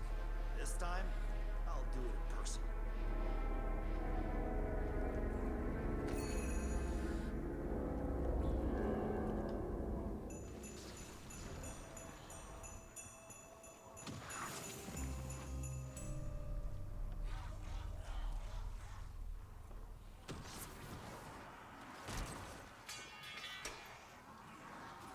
That's gonna attract their attention.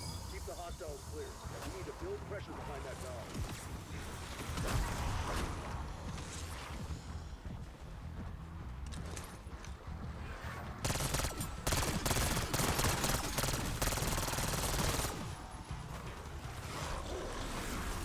Oh man. We'll try again. Did not expect that to happen.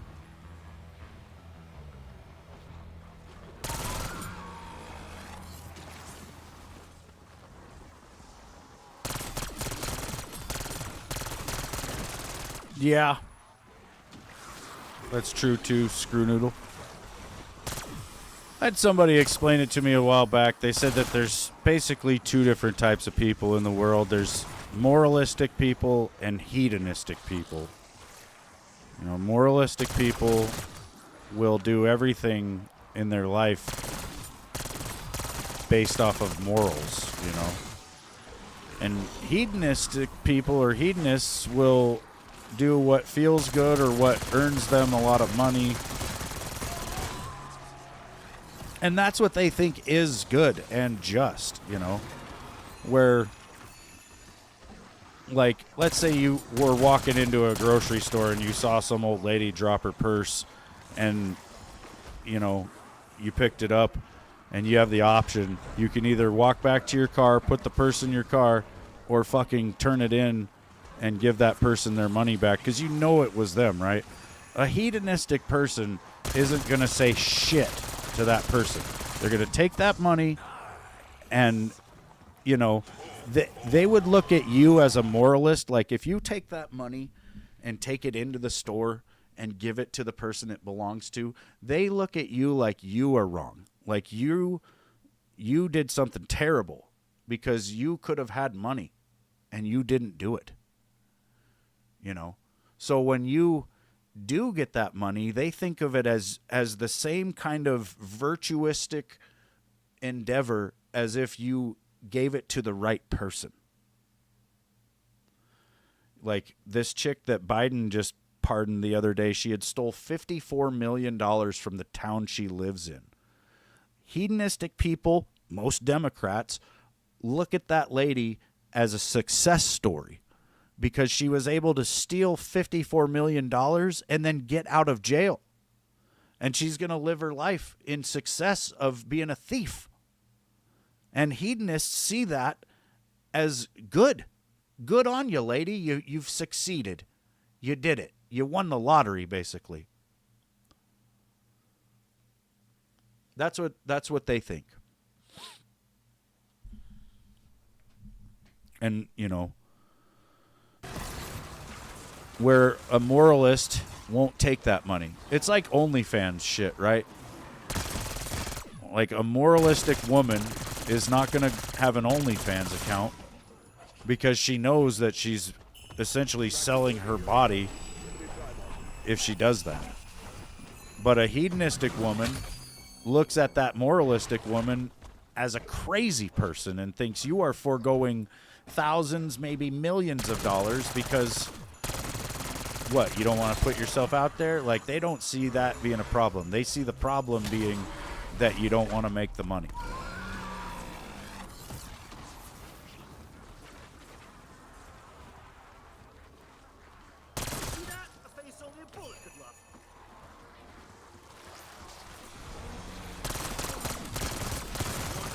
Which, you know, maybe there's something to be said for people living a lifestyle of hedonism, you know, only to figure out later on that they have made a horrible mistake, you know, and embrace what's correct with their life. But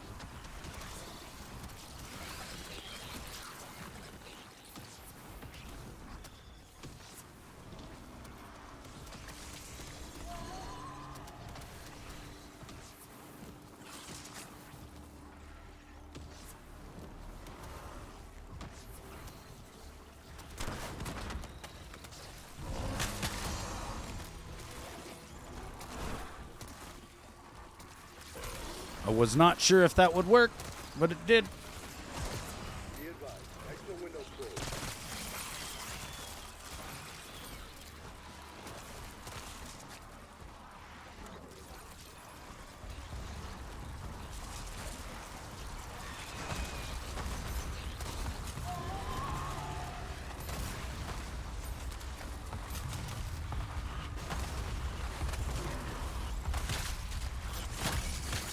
Oh, shit.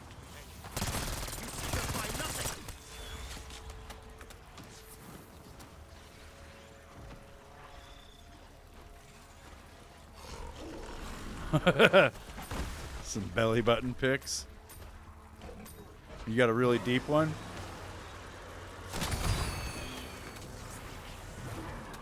How many knuckles are we talking?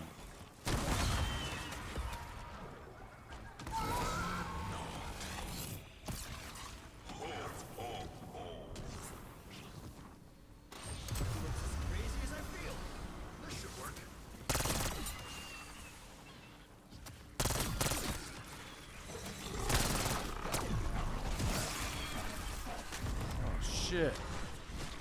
Leave me alone. Don't be surprised. Even a caged bee would kill me.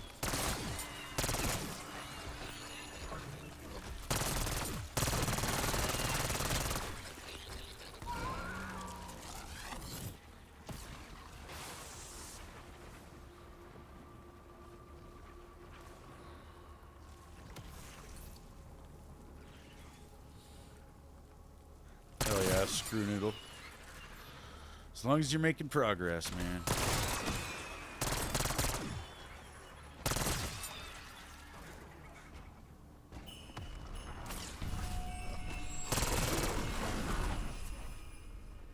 Yeah, I bet, Blaze. That's tough, dude.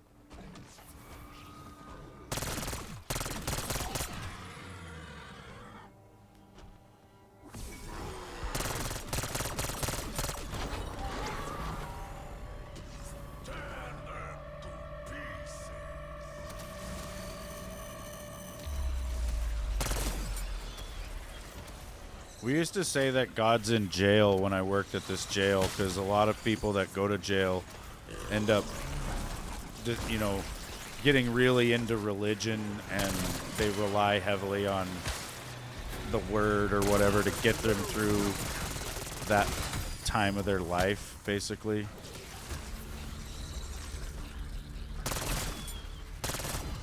But I think it is kind of true, you know, you're going to find Jesus or God not when you're doing really good, but when things are shit.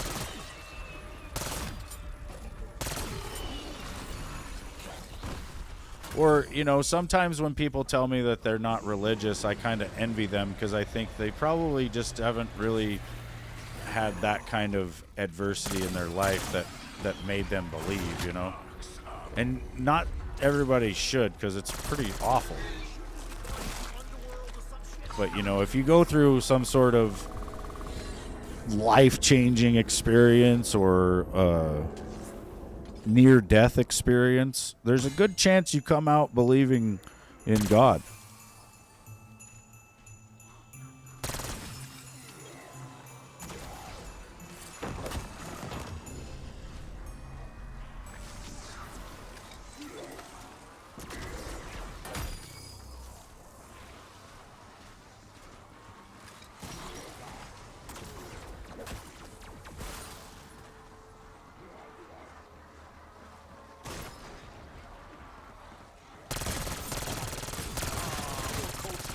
If I was locked up, I would just try to be a bodybuilder. I'd probably do a bunch of isometrics, though, like Bruce Lee. And then I'd try to, like, invent my own martial art in my cell. Just fighting the air.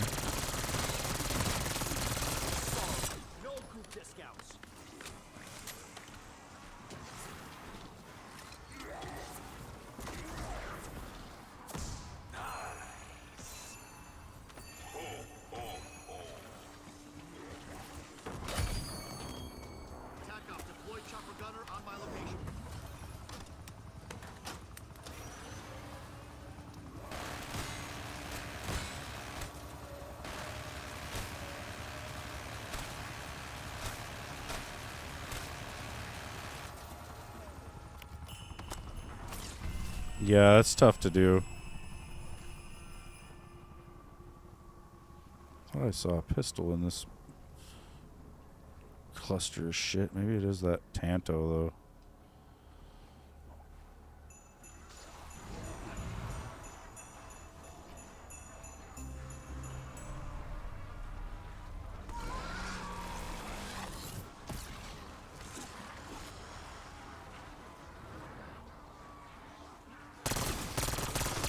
I find it odd that we live in the information age where we've all basically got a computer in our pocket and everybody's getting dumber. How is it that in an age where everybody has access to all sorts of information, like you could educate yourself to like a master's degree with your phone if you were really smart enough, but everybody's getting dumber.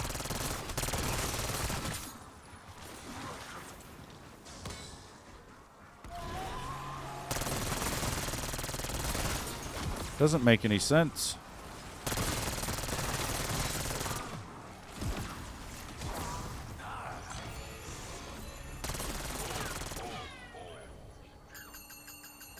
Ask not for whom the bell. He ate the monkey bomb. I threw that monkey bomb and the abomination swallowed it whole. And it didn't even go off. I've never seen that before.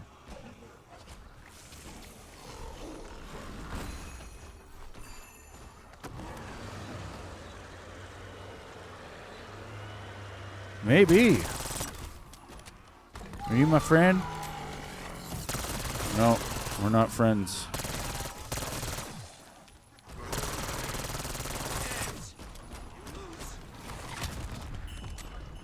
Dude.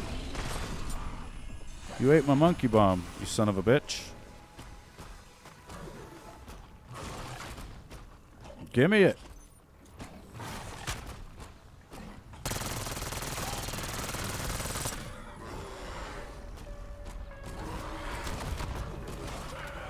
Oh my god, it's freezing. No.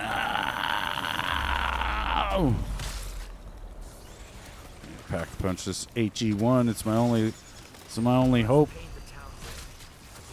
That and this monkey bomb. Get over there, you sons of bitches. You kill them all for me? No, my Semtex got him.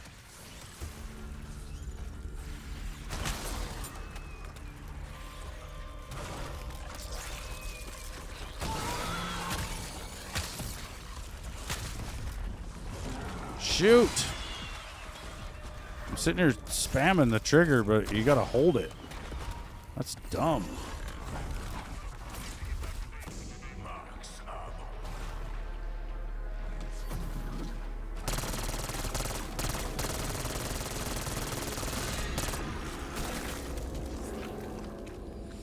Yeah.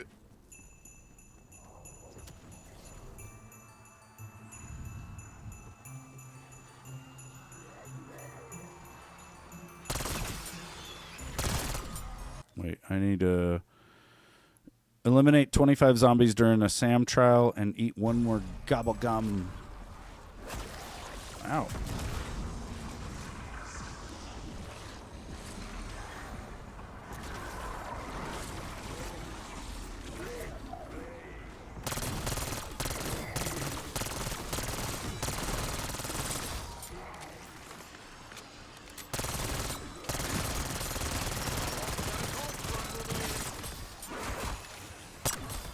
What? One round left in the chamber.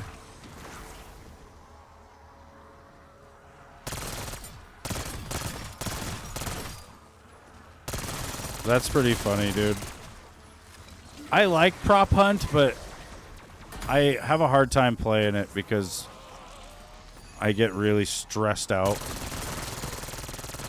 Like the anxiety of almost getting found gets to me, and I'm actually really good at it, and so you know it'd be interesting to hook myself up to some sort of heart monitor and see what my heart is actually doing. It's not doing things that I like, though, I can tell you that. And so I can only play a couple of prop hunt matches in a row, and I probably shouldn't play it at all because it really bothers me. Like, it makes me feel like I'm kind of dying.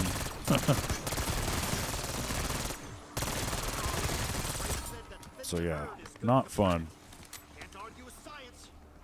I am good at it though, and that's the shitty thing. That's what gets me in a bind, you know. It's like I can be last alive most matches, and then it's just really stressful because people will run right past me constantly, and I'm thinking, oh yeah, they're gonna see me. Or you know, you start getting chased around there at the end when you're the last alive too, and that's pretty stressful. There's also the fact that everybody can see what you're doing, you know, so you're being spectated by the whole team who's hoping you'll win, basically.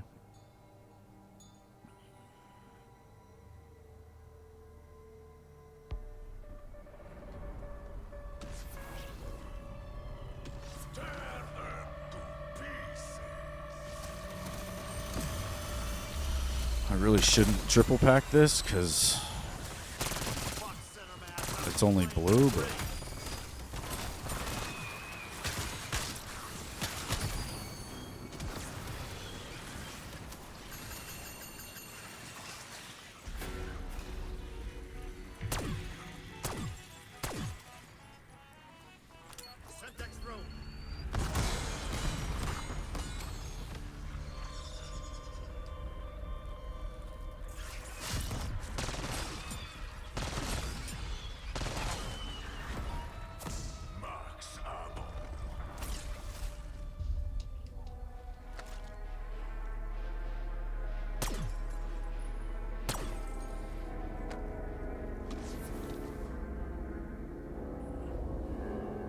That's crazy.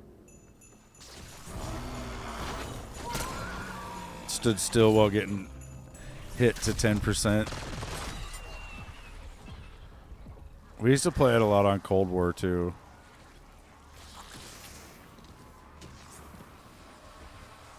It's just once you know all the props and you know the maps really well, it's not that fun. I don't know. It probably is really fun right now because I'm sure there's so much that people don't know. Like, you don't know what all the props are and whatnot.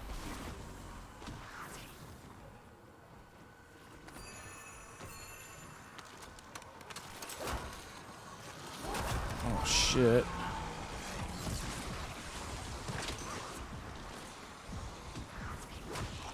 Ow.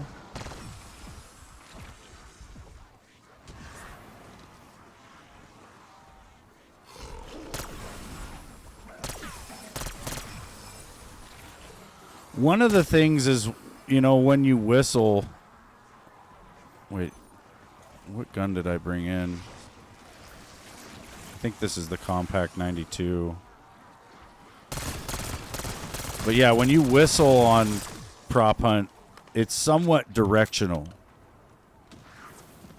You know, and so when like another team or a member of the other team is anywhere near you, you kind of want to like whistle off into a different direction almost. Or you can kind of, it's like throwing your voice, right? Like you can whistle like into the wall behind you and they'll think you're in the room on the other side of it.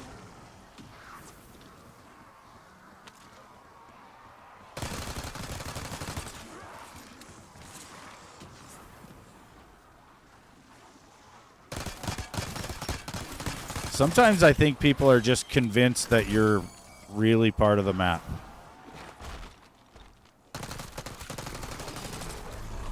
Like there was a mall map on Cold War where you could jump off this ledge and I can't remember what the prop was, but you could make copies of it and lock yourself in the air and you just looked like you were meant to be there.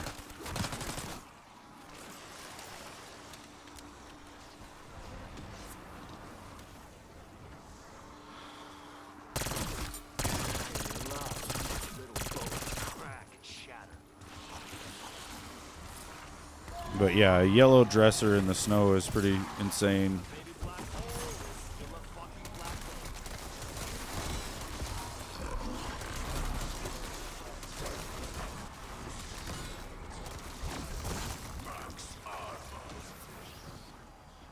Hell yeah.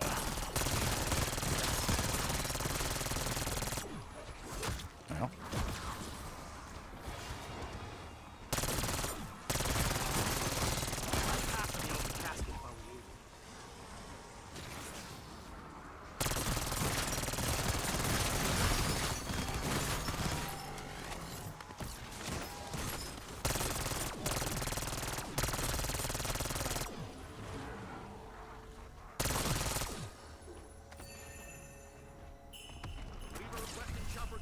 Oh no, I hope it doesn't turn into a storm.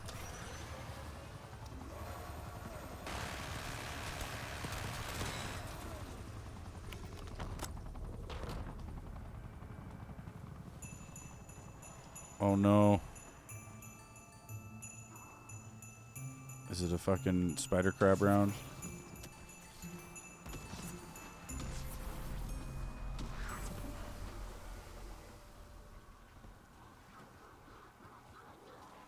Whoa. Stand back. Shit's about to go sideways. And inside out. Get killed in the marked area. Oh, good. Kills in the location. You know how fucking impossible this is going to be, game?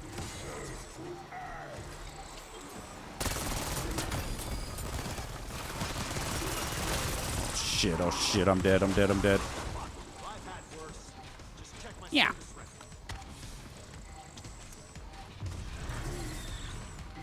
Hi, zombie. This is where we die.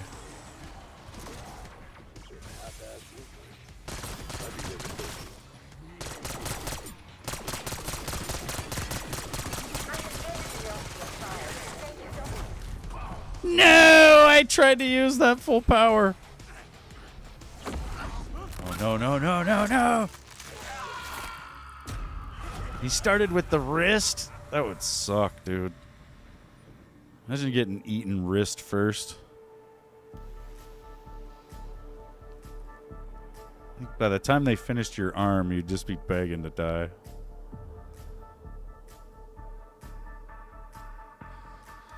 Well, you guys, I think I'm going to shut her down. We've been live for about almost 4 hours. With some zombies on hard, apparently. So yeah, if you go to play the Jingle Hells mode, make sure you use the snowballs at first to get some presents, and then you should hopefully get a cryo freeze to drop that or the snowmen. And then yeah, once you have a cryo freeze, you don't have to use snow anymore. Sorry, Pete. I know you just want to look at me. You just want to be entertained. But I'm gonna go. I don't know. I might stay. No, I'm just kidding. I'm going. But yeah, thanks for watching, you guys. Hope you have a good rest of your day. I'll see you tomorrow. Bye. See you, Pete, Screw Noodle, Blaze, Frosty, Callie. I don't know. Maybe Lewis is out there. I doubt it. But yeah, take it easy, you guys. I'll see you later.